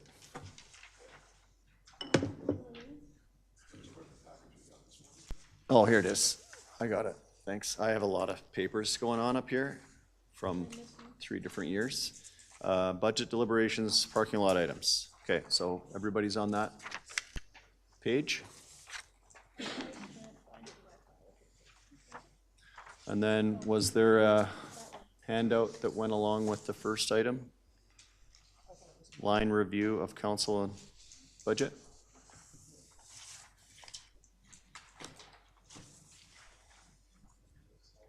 I believe we do have it. I think Ms. Allman will just pass that to council now. Okay, all right. Yep. So I'll stop looking for it in my pile. Thank you. Lost my marker.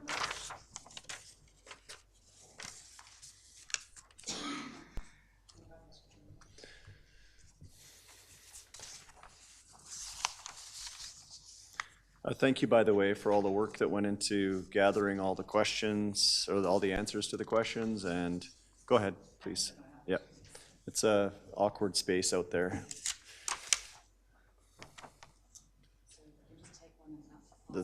The massive spreadsheet.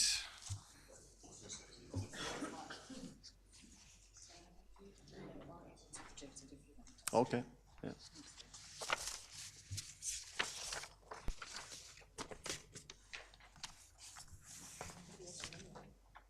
Thank you. This one CAO, is that one council?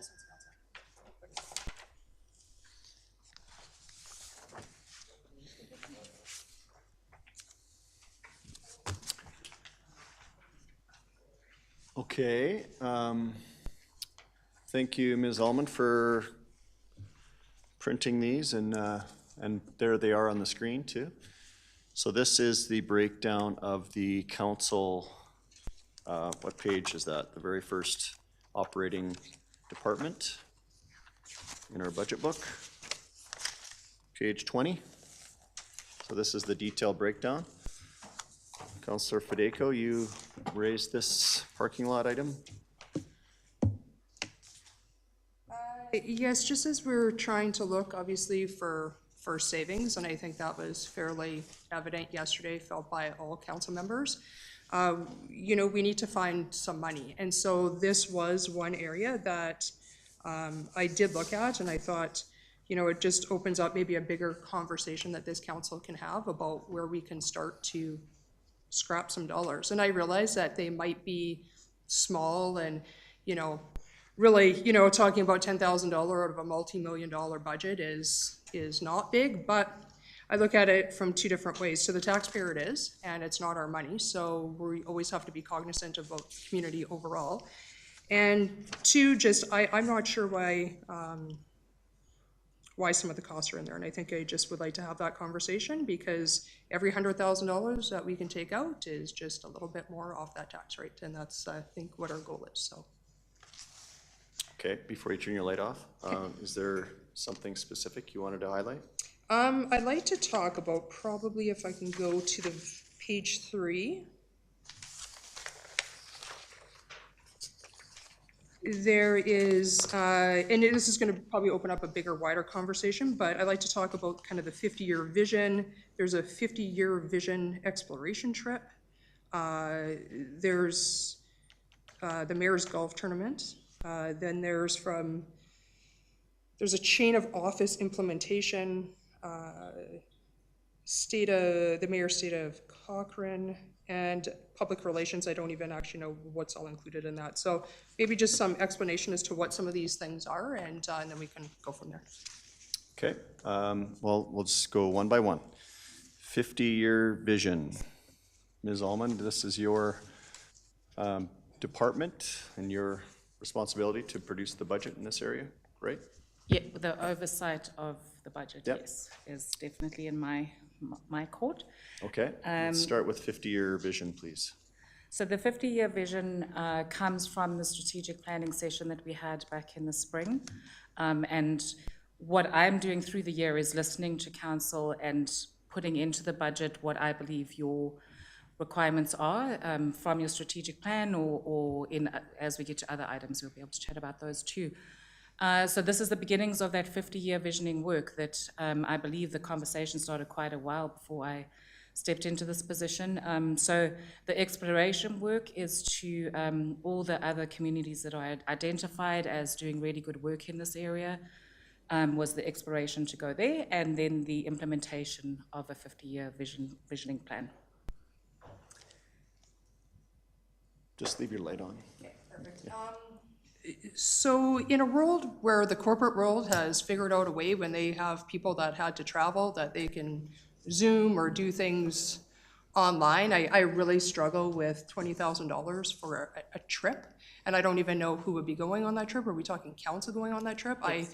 I honestly feel that the public at large is going to have a real hard problem with a bunch of councillors going on an exploration trip. And if we want to learn more about another community, does it not make sense to fly one person from that community to come talk to the larger group than a portion of us flying somewhere and going to check things out? Well, let's talk about it. Okay.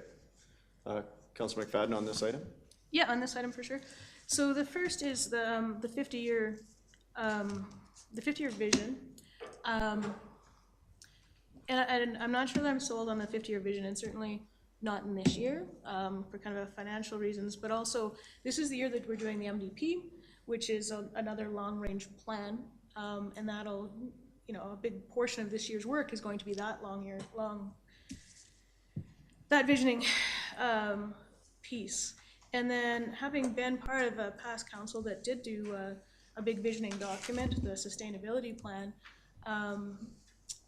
and what I found with that is a lot of council effort went into it. We had over 400 community participants in creating that sustainability plan. A lot of effort went into creating a long-range plan just like this. But what became evident over the years is succeeding councils don't feel bound by it. So, I mean, I think it's disappeared from our agenda pieces, and it was created in 2009 or something. But I just don't feel that this is the year to do a 50-year vision plan. I don't think it's an appropriate use. My approach, if we're trying to get this budget as tight as we can, which is always my vision for budgets, this doesn't fit, and I'd like to reduce as many frills as we can. So for my part, as I understand the 50-year vision, the consultant fees itself was $15,000 or $25,000 somewhere else. And then, an exploration trip, I don't think there should be any exploration trips done at all. So I would be all for removing both of those, wherever the consultant fees are sitting in the budget, and also the exploration trip. I think, as Marnie said, you can do all of this research with Google search and phone calls and Zoom meetings. I don't think a road trip is necessary. Just to be clear, it's one item, right? Yes. The 20,000 is both the consultant and the potential travel trip. Deputy Mayor? I'd like to still do the work, even if the next council is gonna forget it. They can be an organic document, like our 10-year strategic plan and stuff, but let's just do it over a weekend upstairs. The room's upstairs. We just had a meeting there 3 weeks ago on Wednesday. I thought that room was great. We can use the outdoor space here at the ranch house. We can do it upstairs. Let's just do it. Knock this budget down by 90%. Just the budget would just be whatever staffing time is necessary. No external consultant. We have lots of experts here to work with us. That's my position. Mayor, can I speak to that a little bit? Please. Is it okay? Definitely not on either side of the debate at all, just wanting to provide fact. A lot of what I heard and what I've heard from this council is community engagement. And community engagement in a 50-year vision won't happen in a room upstairs. So we'd still have to flush out money that we have for community engagement in what the next 50 years of Cochrane looks like, because that was part of the consultants' work that was good. So I just want to be clear that what we're talking about here is bigger than just a trip. It is much bigger than that. Thank you. Councillor Flowers? Thank you for those comments, because I don't want to lose the work that we've done. We were all excited about it and ready to move forward, and maybe there's places to cut back, but I sure wouldn't want to stop working on it altogether. Councillor Reid? Yeah, I think that, I think we have a responsibility to look forward. I don't know, I mean, for me, I would need to know a little bit more about where the $20,000 came up with. I mean, what the plan is, and to the points about where, do we need to travel? What does public engagement cost? I would need just a little bit more color to that canvas in terms of what that would look like. But I think we need to do something in this realm. I don't know how much it costs. I don't know if 20,000 is appropriate. While I appreciate that it's a placeholder in the budget, maybe for me it would just be a little bit, I would need a little bit more detail to it, but I think we need to do something. I think that's the point. I think it's short-sighted to nickel and dime our budget on, yes, it's $20,000, yes, these items will add up, and I'm happy to debate them all and see the merit of each. The 50-year vision for me means that we have a placeholder in our budget to do the work, which we haven't defined yet. Until we have our administration come back and give us a plan of what it is, we agree to it. It could be a travel, it could not be a travel, it might be here, it might be by Zoom, and it might cost $5,000. But having nothing in our budget to do it, I'm not sure what the rest of you want to do with the next 3 years, but I don't want to just sit here and fix potholes. I'd like to continue to do the good work in the business of our community. So for me, this is a big thing, and not for me. I think that we've talked about this at length in our strategic sessions, just in dialogue in the hallway. So to have a placeholder in the budget for it, I think is appropriate, and then we can determine later in the year when our administration comes back with a plan on how we want to execute on it. So for me, I think we leave it in, but that's my 2 cents. Councillor McFadden. Yeah, so just like circling back, somebody refresh me, what's the cost of doing the MDP review?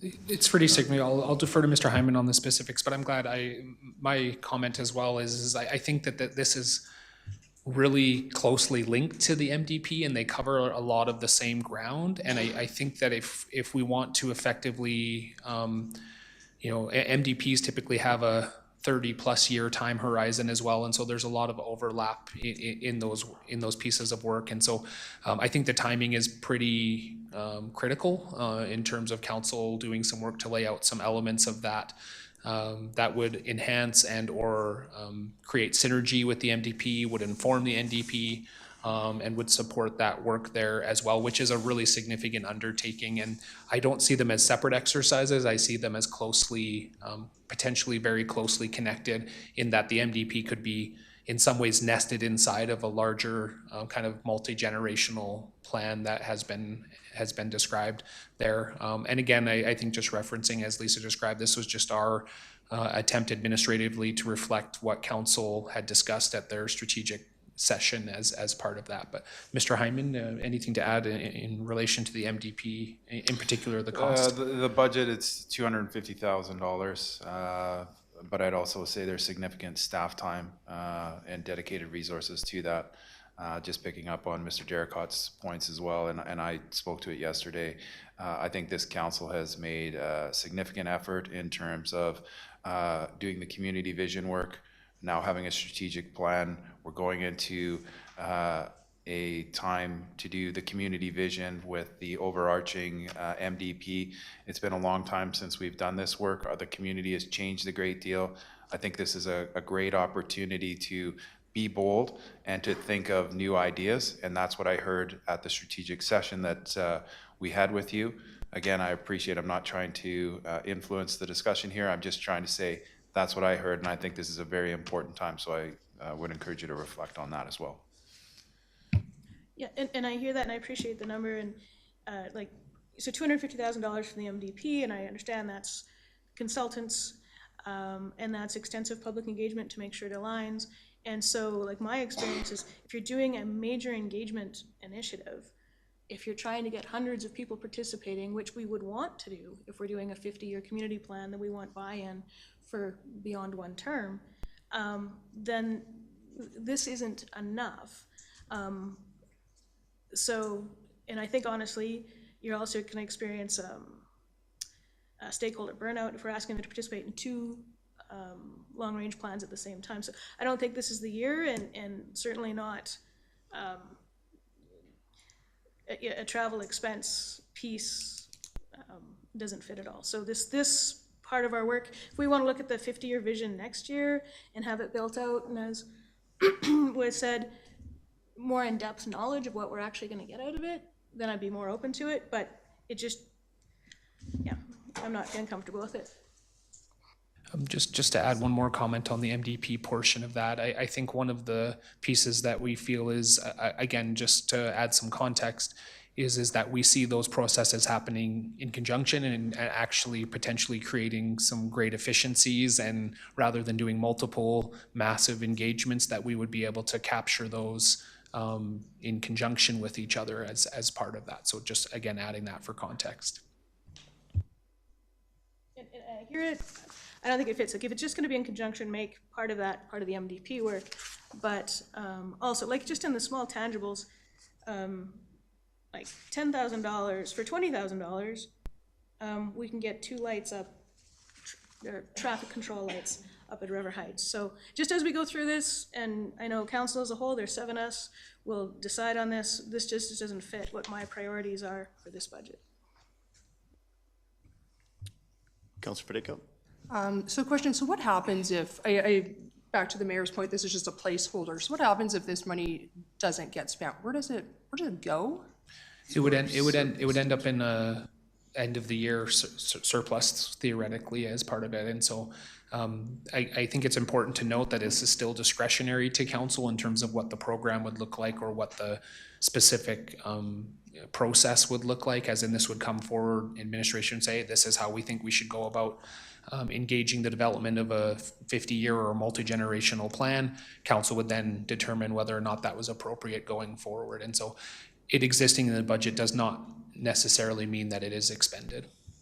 Yeah, I guess like, so my point, and back to Councillor Reid's point, is that if we don't really know what the money's for or how we're using it, or, you know, how much this is costing, I don't even know why it's there to begin with. I think, you know, do that research, bring it back in maybe 2024, and we can have that bigger conversation. But now we just have dollars sitting in a budget, which at the end of the day, I get it, it's such a small portion, so I don't want to lose sight of that. But that's taxpayer money sitting somewhere in an account that we don't even really know what we're doing with it. And I do have a problem with that, right? No different than when we talked about some of those jobs that we created. You know, we collected taxpayer dollars and it's sitting in an account, right? Which doesn't make me feel overly comfortable. So I'd rather just take it out. We don't know what we're doing, just remove it altogether. And then, but that would just be my 2 cents, because I don't think we have a clear enough plan. Councilor Reid? Yeah, again, I think there's value in terms of the exercise. Like the compensation review, I'm wondering if this is something that we could add a little more color to this canvas and bring it back. Leave a number in there as a placeholder, but bring something back that we would then actually confirm in terms of what the expenditure was be. Again, I think if I understood it correctly, we've put some money aside for the compensation review. We don't know what the final number is going to be, and we're looking for more detail on it. Is this a kind of metaphor to that same, or similar to that same sort of thing? So leave it as a placeholder, look for detail on it, see this as a council priority, assuming that all of us are on side, maybe not this year, but next year, but I think this year for me, and go from there. Would that be a happy compromise for? Well, I think what you're suggesting, Councilor Reid, is exactly what is happening. There's a placeholder in the budget. This was something council talked about over the last year and a half. It's shown up in the budget as a line item. Administration was prepared to bring back a report on a plan on how to proceed. Right. It's in the budget. If you want to proceed, here's our budget. If you don't, then we don't. But I think we've all agreed that a planning exercise was important and visioning, and I agree with what administration's been sharing today about the MDP and all of the synergies that go with that. This work kind of makes sense to dovetail right into that, but Yeah, I think we're trying to say the same thing. yeah, yeah, but that's the whole intent of having a placeholder in the budget. Yeah. If it makes people feel better, take travel off or exploration, it makes no difference to me. Yeah, and to Tara's 50-year comment, vision exercise, and even take out consultant fees if that's what people are getting upset about, but whatever, if we want to take 20,000 out of our budget today for this, I think it's a mistake, but well, again, I'm trying to suggest that I agree with this. To Tara's point, it actually might even be, 20,000 may not be high enough, if actually maybe twice that amount, so I'm not sure we've If got I the may jump right in, number in there. I think the completion of a exercise as described at strategic planning is probably closer to the hundreds of thousands of dollars, not the 20. This is the first stages of developing that plan, the early exploration, the setting, exploration of the idea. Want to be clear there as part of it. And so I do think it is a larger exercise that is being entertained. And as part of that early exercise, how do the MDP and this coexist? How do they connect? How do we ensure that they fit together? But if we were to just undertake something like a multi-generational 50-year plan independent, we're probably talking about a similar cost as what shows up for the MDP, several $100,000. And I think the ultimate question is for council is now the time, and is there value in that exercise? And that's the conversation that I hear taking place, which is, in my opinion, appropriate. Yeah. Councillor Reid, if I could add to those comments as well, I think this is an important place to talk about the investment the council's made in the strategic planning department. So a lot of the work that would normally be contracted out is now going to be in-house with our department that can support you through that. And I think I'm going to use this place to just chat a little bit about the process. So this was my first stepping into overseeing council budget, and I'm really interested in the learnings, and what I can see is that this process has always been in place throughout council's term. So I can see that next year, probably, I would rather sit with all of you before we sit with every single one of you as a group, before in camera or not in camera, to do this. There's learnings from this for sure, but I just want to remind council that this has been done this way historically, is the word I'll choose. Okay, thank you. Yeah, and I guess I would, just if I could add one more comment, I think, if I understand this correctly, this would actually then build, if you will, the footings on our current strategic plan looking forward. So in that context, having thought it through, and yeah, I'd be in support of it. Councillor Flowers? After hearing everything, I too want to leave it in as a placeholder. If travel's upsetting people, we can certainly take that out, but if we take it all out, we're wasting all of the work that we did last year and the money we spent and our retreat and all the sessions that we had and the excitement we had, and I don't know why we want to throw that out. Councillor McFadden? Yeah, I've been a long advocate for like long-term planning, and I support it. It just, I just can't not read this as the consultant fees didn't have a number attached, the travel is 20,000. So I'm all for long-term planning. I don't think it should happen this year, and I don't think there should be any travel. And I see that as $20,000 in travel. To the point, though, of coming up with a better process, you know, it's all about learning and improving, and so I want to do that. What I would prefer as we look forward, and I shared with council and the senior team, is the Leduc's layout, where you could see, for example, what's going on with the counselor. You could see what my remuneration is, what my benefits, how much is it for training, it identifies which conferences you participated in, and how much your spending was. And then so you could see the value of each counselor. So this process of having, you know, it was just like lumped in, I think, $300,000, and that council didn't feed into. So I appreciate your point, certainly, of and that's would be the change out that I would have, is that council builds out their own budget, and then it's much more clearer and transparent, because the problem was, you know, we looked at it, there was council remuneration and then other things, and it was $300,000, then we drilled into it. And then, you know, we find these expenses that I was surprised to see there. So that's where I'm coming from on this. For me, it's always about improving process, and once you know better, you do better. Just to clarify, this is not a $20,000 travel expense. I'm reading it as a 50-year vision. And it included things like travel, consultant, et cetera, not to be defined yet. So to break it into just a travel expense, I think what we're talking about is we don't know what it is yet. So if we want to take the words consultant and travel out to make it less prescriptive, great. Councilor Badeko? I don't necessarily even want to get hung up on this one project, because I think we could sit here all day and kind of go around the table and keep talking about the same thing, but it's more the overall. Like, this council has now clearly stated that tax rate needs to come down. And other than us starting to chop out jobs, reduce, you know, COLA, do freezes on wages, like, there's only so many ways that council can effectively reduce a tax rate, right? Like, so it's looking at numbers and things that, is minute as it is, we're trying to bring down that base. And I think I was just a little surprised at some of the things that were in there. And Ms. Almond, you're right, like that historically could have always been there, and who knows what's been in the past, right? That I haven't dug into. But when I saw this, I was surprised, because there was no overall conversation, I don't believe, as a whole with council. And so some of those things have just flagged me to think, wow, how did that even end up there? Because I'm not sure, right?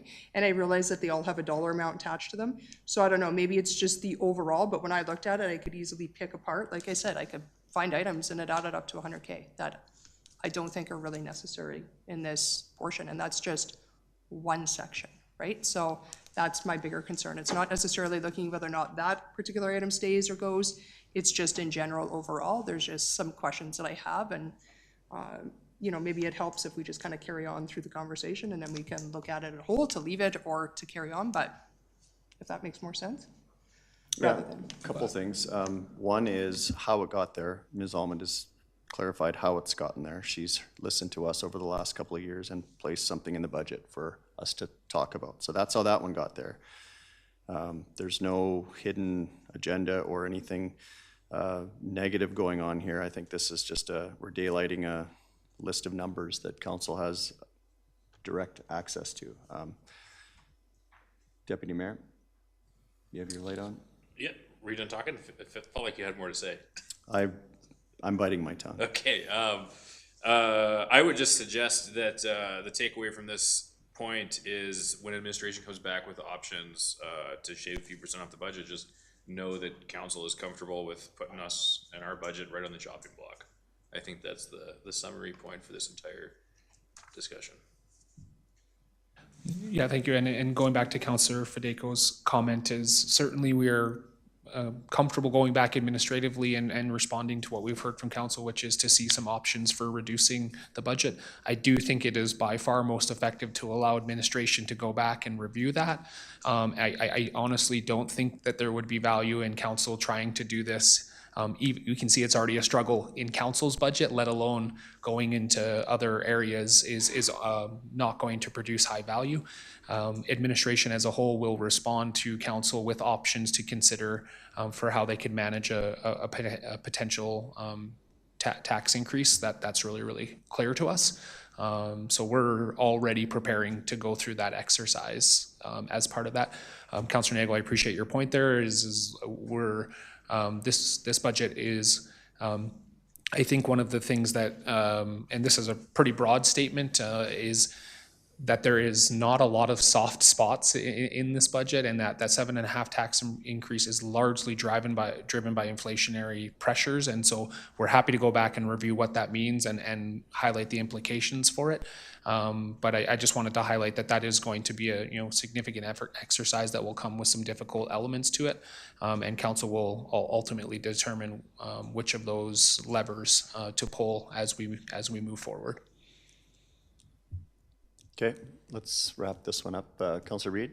Actually, that's exactly what I was going to say. It's interesting that we spent the same amount of time on a $20 million capital budget, and we're spending the same amount of time on a $20 ask. And again, I'm not trying to be disrespectful to what the intent is and the exercise, but I really think in terms of process, I think we've got it backwards. I think we should be hearing from administration about what we asked for the other day, as opposed to going through this parking list just in terms of that. And I think, well, again, with respect to my colleagues, I think a nickel diming thing well, it's not nickel and diming in that sense. I mean, in spirit, I think what we really want to do is achieve what we had said yesterday, and that is, again, go to administration and say, we're not comfortable with what's proposed in terms of the percentage increase. How do we get to a place where we can find some go forward motion? I was thinking about it, my comments yesterday were, in terms of the kind of inflationary situation our household is facing, right? So yeah, we're turning down the thermostat. I'm wearing a sweater. We're careful about what we're doing on our grocery list, and we're traveling less. But I also think about, I think about some of my colleagues and their families, right? We had a surprise a year ago. Councillor Wilson had a child, and so he's well, he's facing those inflationary pressures as well. But it's not like he can say to this new child, "We're not going to feed you," or "We're not going to dress you." Or so, like the town, the metaphor being the town is continuing to grow. And so we can't say, well, we're not going to do this. We can say, I guess we can say we're not going to do this, we're not going to do that. But I think we need to have a hard look at that. And I'm grateful to administration being able to at least give us some options in terms of what those calls would be. Again, $20,000 in principle is, I think where Marty's trying to go is important. But I think it's the overall approach, and we need to have a kind of a say from you guys about where we need to go. And then you're right. Do we make the call in terms of what those choices are? Councillor McFadden? Yeah, Hopefully we can move on from the 50-year vision item. Sure, I was thinking we could. And I agree with Councillor Nagel's approach. I like to see this piece tightened up, substantially to the nickel and dime. I think where it comes from in my approach to it is, if the public see us spending the small amounts well, then they have more confidence that we're spending the large amounts well, is where it comes from. Because you can say, it's $20,000, doesn't matter in the budget, and as a percentage of it, that's an argument. But $20,000 gets us lights, or $20,000 gets us better public engagement for the budget. But it's just for that transparency piece of just demonstrating that we're spending every dollar appropriately, is where I'm coming from on this. So I was thinking overall, I think we could probably cut, 90,000 from this. So I've said my piece on the exploration trip. The light up and Labor Day parade, these are always, great engagement opportunities. I did want some clarity around the golf tournament, because it's been a huge success. I participated last year, but my understanding that was a volunteer run item. And if I'm reading the budget right, there's kind of $10,000 dedicated to that, and I think staff time. Caucus House, the MCMC caucus hosting, that's a great initiative, I think, in building relationships. Council training budget was decreased. I actually object to that. I did some calling around the region, and I think if every councillor was budgeted about $4,500 to $5,000 in training, that would allow us to get some good training and contribute. So I disagree with that perspective. I don't know what the chain of office implementation is about. If I'm reading this again, that's $18,000 in here.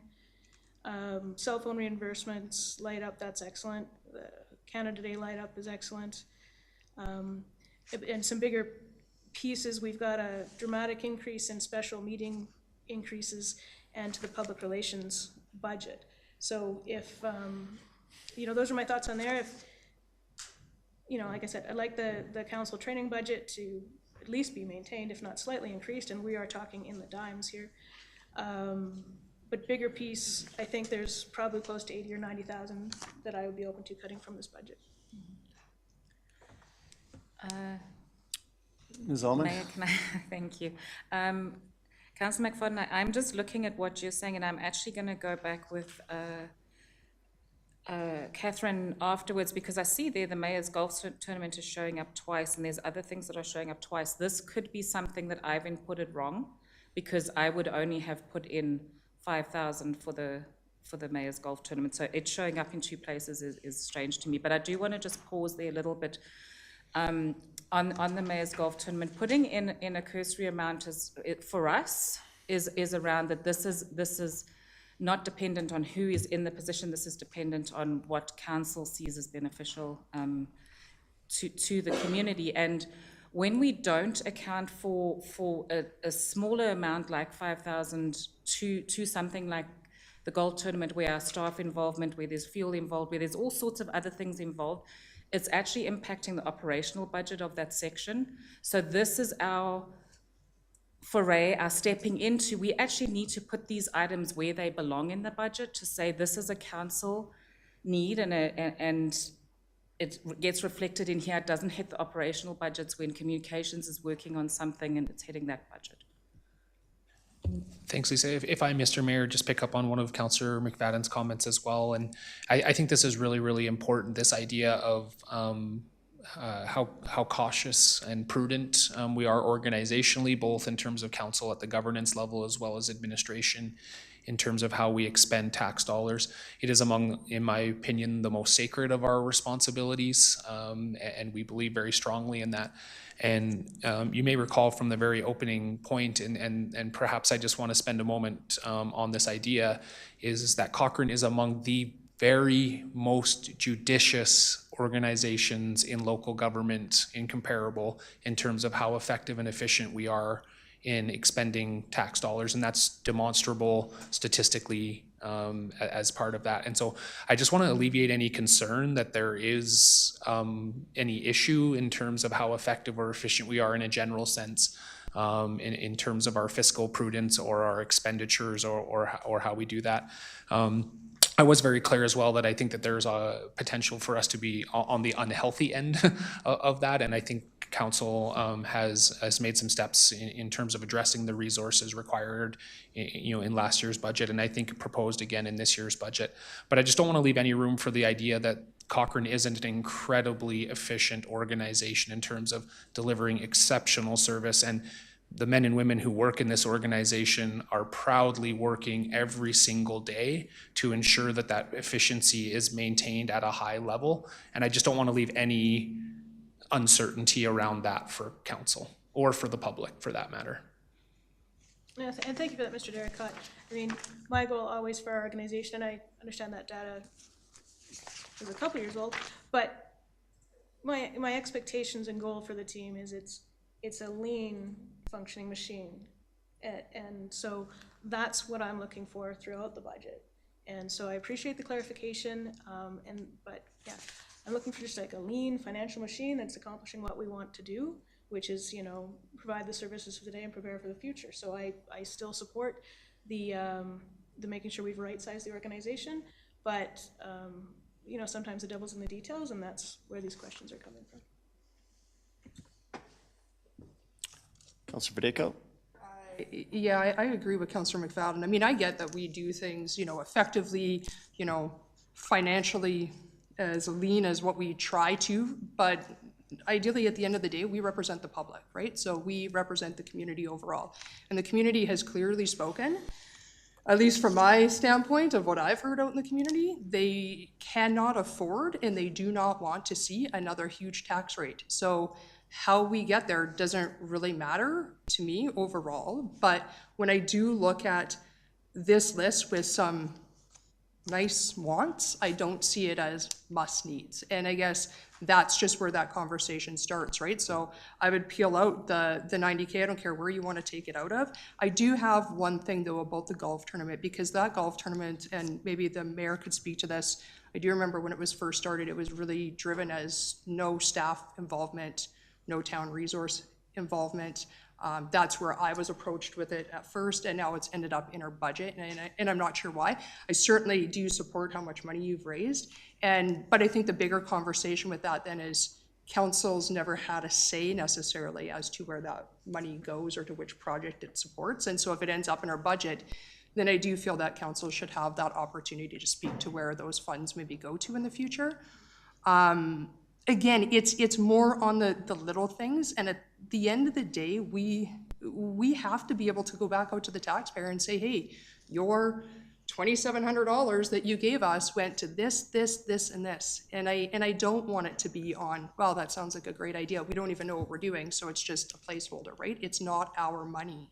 It's not my personal cash. If it was, I wouldn't care so much, but it's the community overalls. And I think that, like I said, they want to see it come down. So how we get there is how we get there. Well, I think we're repeating ourselves. It's all the same. We each represent our community, and we each represent our community in the best way that we know how and to who the people that we talk to. So you see things differently than I do. That's great. We vote on those things, we move forward. I don't want to be going back and forth talking about something like it's only 20,000. I'm not saying that at all, or it's only 5,000. I'm saying that these are important items to have in our budget. How they get here, I think we've outlined the process, and that we'll improve on that next year as a group. The 50-year vision, whatever, the moving to the golf tournament, yes, it started as an external event. It was a lot larger than I had anticipated. It was also an election year, so I did not want it to look like I was being self-promoting in an election year. So I was very careful with that and keeping it external from the town. I had approached the administration about even having it as an internal opportunity. Mr. Derricott was clear with me that the perception of that looked terrible, and I agree, and thank you for that advice.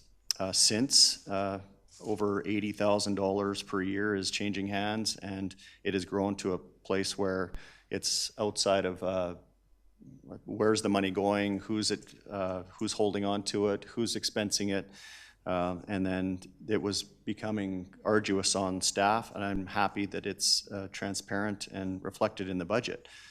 If there are other community events that you're suggesting be in here, then I would suggest that you or whomever has those goes to our administration and outlines them, and they too can show up in the budget in a transparent way, and because they do have costs. And I am happy to say that for $80,000 a year going back into the community in a charitable way, that it's only costing us $5,000 as a community. I think that's a good ROI, but how we're getting there, I think we're going to identify a better process. But again, taking $5,000 out of this budget to take $80,000 out of the community, if that's where we're going, and I don't support that either. But if you want to keep going through the list, I'm happy to carry forward and daylight them all and have the conversation. We've got all day. Councillor McFadden? Yeah, so like I was wondering if we can get this restated then, if there's been errors, because, you know, I don't want to be reading it wrong and just looking at the numbers, like the chain of office implementation, that's 5211 general expenses, and then there's a different number for the same thing in 5220 public relations. So if we can get it restated so we know where it's actually at, that would be great. And I mean, kudos to the mayor's golf tournament. Generating $80,000 for the community is great, and I had a good time last year. All I would suggest is that, you know, council formally decide that we want to build that into something that we as a town of Cochrane do, and then where that money goes to should probably be directed from council. So I'm not opposed to the idea, just we hadn't had a discussion around it. So that's where my point is. But yeah, overall, I think, like I said, some meeting increases and these type of things that don't fit, and it might not be stated correctly, which means there could be some confusion there as well. So I would just like to see it restated. Thank you. Ms. Allman, do you have your lights on? Yes, it is. Yes, I will absolutely commit to looking at how some things show up twice. The chain of office implementation is correct the way it's stated, because there's a cost of applying and doing it, and then there's a cost of implementation. So that one is correct.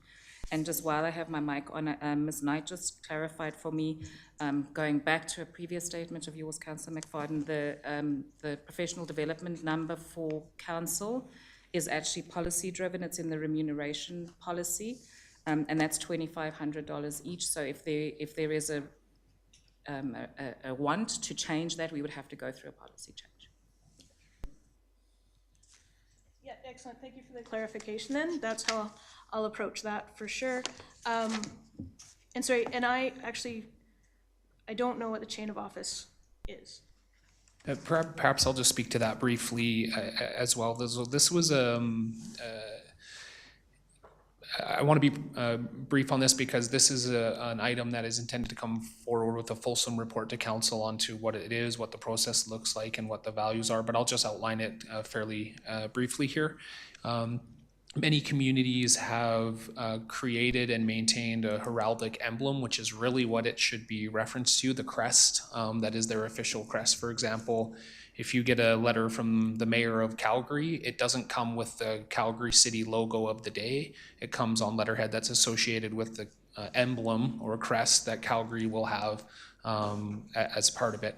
And so it's a reflection of the cost of creating that type of piece, which is relatively common and I think a meaningful thing that can support the work that council does, dignifying that work and maintaining that community identity piece as part of that. And so again, in terms of the reflection is why did we feel like this was worth representing in here?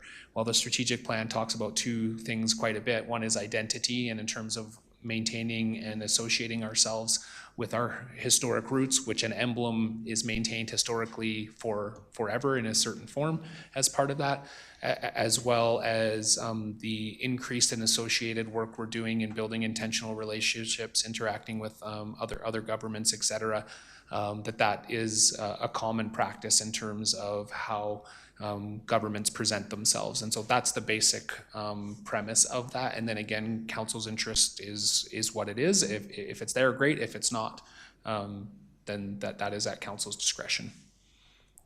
Okay, so this is like, in addition to being like a letterhead thing, this is like the gold necklace you see mayor's wearing? So I've just said it wrong. Yes, so that's associated. This is why I reference it more as the heraldic emblem or the crest, which is I think the more central part of it. Typically there would be a creation of something like a chain of office, which is again a relatively common practice in local government. That part of it again is completely discretionary as to whether that's a meaningful element. Okay. Well, okay, well, we can chat it out. It seems like a nice to have. For me, I'd rather have the lights at River Heights. Deputy Mayor Nagle. I feel like we are spinning our tires in the mud, and I don't really like debating specific points, but because we've picked on the mayor's golf tournament so much, I do want to defend it. I don't think we're being fair suggesting that it's something that needs to be debated. I think the mayor should have his $5,000 if he's going to take the initiative to organize something that fundraises $80,000. And if somebody else wants to organize something that's going to raise $80,000, you can have $5,000 as well. Councillor Reid? Yeah, I was agreed with Morgan's sentiment as well. And then I was just looking at the beloved Leduc mayor's budget, and they only have one line, basically, or two lines, remuneration and then materials and supplies. They don't break it down any further than that. So, pardon me? Yeah, they do the same thing for council member, but it's not detailed like what's being suggested here. Again, that's if that were the modeled example we were looking at. So yeah, I don't know, personally, I think it's time to move on, right? I think this conversation, again, we've spent way more time on this than the 26 million we just approved in capital budget, and for one, I think it's a waste of time. Everything that's going to be said has been said. Yeah, I think I'm fine to move on. It's the transparency part that I want to get out there, right? When, and this actually came to me from a resident, because a resident contacted me and said, can you tell me what's in the costs of a counselor, and not talking about salaries? And I said, I'm going to have to get back to you. Because you're right, we've probably never delved into it, and this is not public information. We had to ask for it, then it came forward, and then I think Councillor McFadden did ask if we could release this information publicly, and it was said no, it had to come into chambers, and council had to decide if we we're gonna bring it forward. So it's not like it's readily available information out there. Then when I did look at it, I was just a little surprised, and you know what, maybe it just goes back to the procedure as we move on, of how things have ended up there, and it's certainly not to remove your golf tournament or anything like that, but it's just more the fact of, you know, we as a whole, council is 7 of us, right? And if things are going into the budget, it would just maybe be a bigger conversation of the 7 of us to sit around and have that conversation as the budget is being prepared, so that all council can kind of weigh in on what's going into those costs, supplies, trips, education, whatever that looks like. And I think that's the bigger point of what we're trying to make, as well as going back to that point. Number 1, it's not our money. 2, we got to bring it down. So how we do it doesn't really matter to me, but let's carry on, and so that we all get out of here and we're not spending 2 days on, you know, some fine line items, but it's more in the procedure, I think, that I would like to see change as we go forward. I've heard Ms. Almond make that comment, so going forward, I think that will be our process. Okay, we're good with that parking lot item? Yep. CAO costing summary. Councillor McFadden? Yeah, and I requested this, just to be brought forward, just for the transparency piece. Again, I know this was a cost center that had a lot of public attention, and I just think we're all best served if we're just clear. And that way we don't, different facts don't get created. And so that's why I wanted to bring it forward, so we're completely clear on, you know, what's being proposed for salary, wages, benefits, staff development, you know, all of these seem in line. The only one I think want clarification on is what is in the special services and contract portion of it. But again, the request to bring this forward is just to understand and provide that transparency to the public. Absolutely. Thank you, Councillor McFadden. So the small contracted services budget there is genuinely to deal with emergent issues, whether it's an unexpected legal item that may require attention, et cetera. It gives me some flexibility to engage in those types of activities as part of it. Okay, yeah, and special services.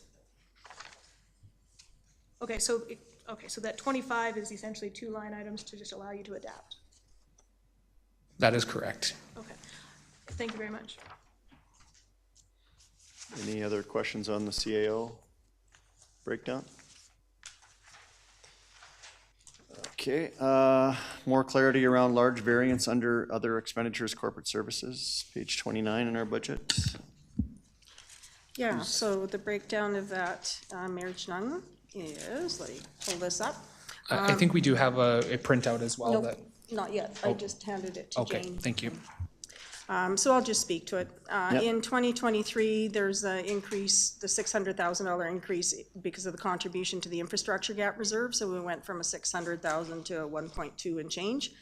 It jumps to 1.5 in 24 and 1.8 in 25.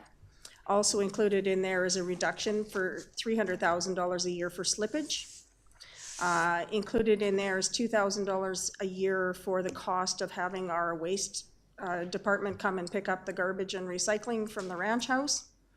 And then in 2024, there's $400,000, and in 2025, there's $780,000 to fund unidentified staffing additions, as mentioned in the budget variance highlights narrative in the budget book.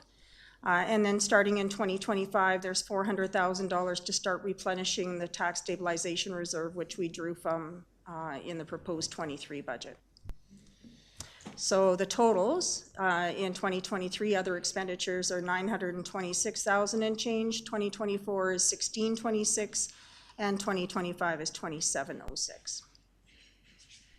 So referencing that graph earlier in your presentation about debt and reserves, et cetera, this is a lot to do with that slide.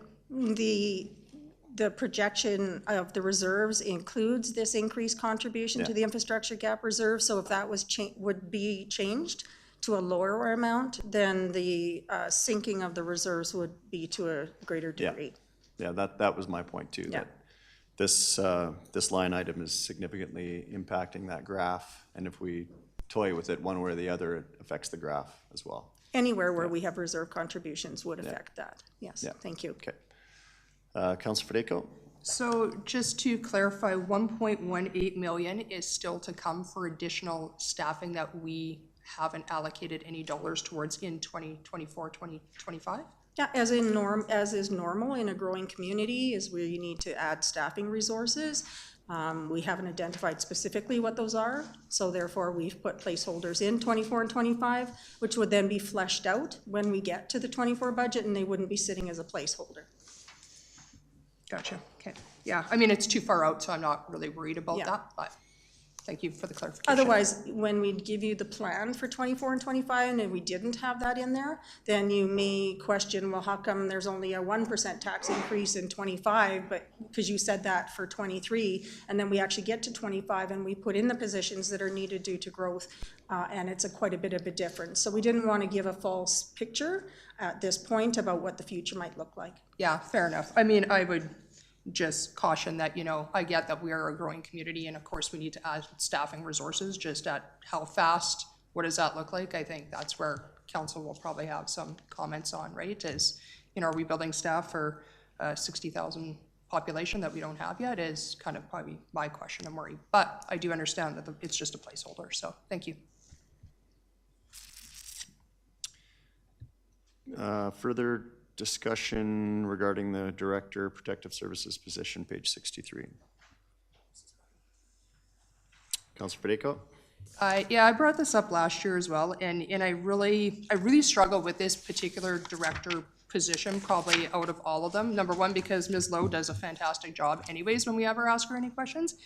But two, we have qualified people in all those areas, right? We have a very competent chief, we have an inspector, staff sergeant of RCMP, and we have a manager of municipal enforcement. I really struggle with the idea of paying somebody, you know, upwards by 2025. It's a $200,000 salary that I don't necessarily think needs to be there. When finding a director of somebody to oversee both a law enforcement and a fire services background, to me, is going to be extremely difficult. And it just adds another layer of management that I'm not necessarily sure we need, because if you look at the fire services line, just so the general public understands, from a communications point of view, it goes Inspector Avery to a deputy chief, to a chief, to Ms. Lowe, to Mr. Derricott, to council. Now you're adding in one extra body in there. It just seems like there's a lot of management going on. And if we're looking for ways that we can reduce, that is one of the places I would take out that position just altogether, because we as council have to remember that this isn't just a one-year hit. Once we bring on staff, it's year after year after year of increases, benefits, salaries, and all that goes into it. And I'm looking for reductions, not using reserves, so I've got to be able to chop things out. Councilor McFadden? Yeah, and so mine may be a bit of a process question. At the end of yesterday, we kind of, it seems longer than just yesterday. We all kind of had a chance to kind of state kind of where we are, and I had suggested a number of different ways that I thought we could potentially look at, which included a hiring freeze of the 11 positions from this year, which would have a carry-through effect on next year's budget. I'd also suggested no COLA for council, management, executive level staff, and training to be limited. So, and I threw that out there in that kind of conversation piece. I didn't formally add it to our parking lot discussion. I did send an email, I think this morning, requesting that when staff are coming back to us with options, that these might be in their option list. So I just wanted to, I guess, maybe just check in with the table and see, because I would like to talk about these, but should we wait and talk about them then, or are these parking lot items, or how do I make sure I build them in, these concepts into the conversation? It's a good question. I think without having the benefit of administration's recommendations, which we might actually just say, yep, that suits us, and we don't even need to have a conversation. They're over there taking all these notes and from each of us and all of our comments. That was actually gonna be my next comment.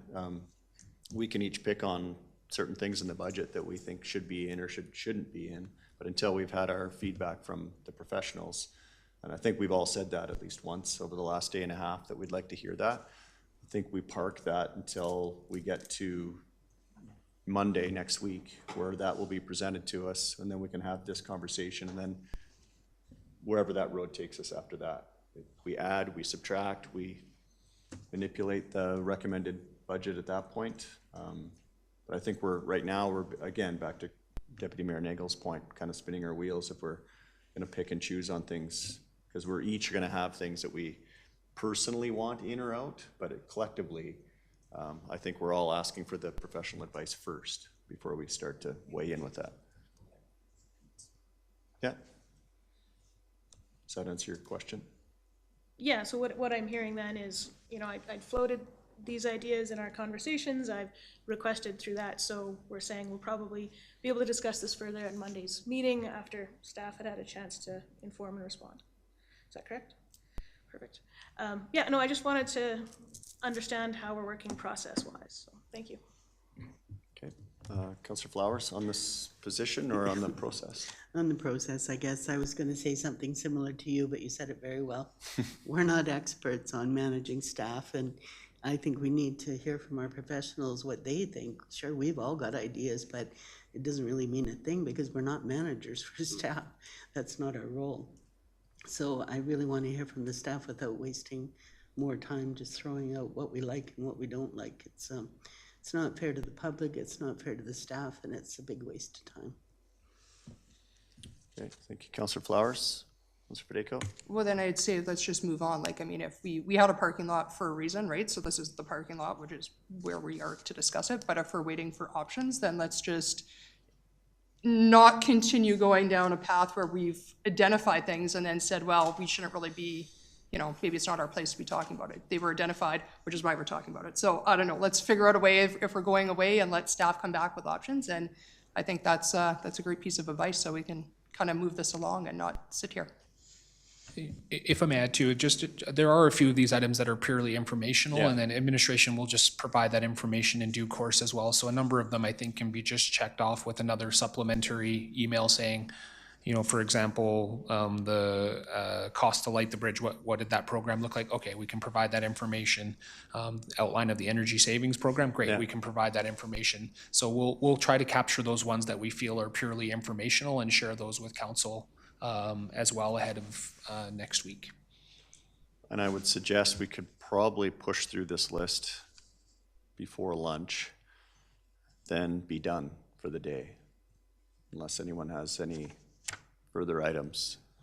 And then like have lunch and then spend your afternoon, have some bonus time back, and then wait for the administrative report back next week.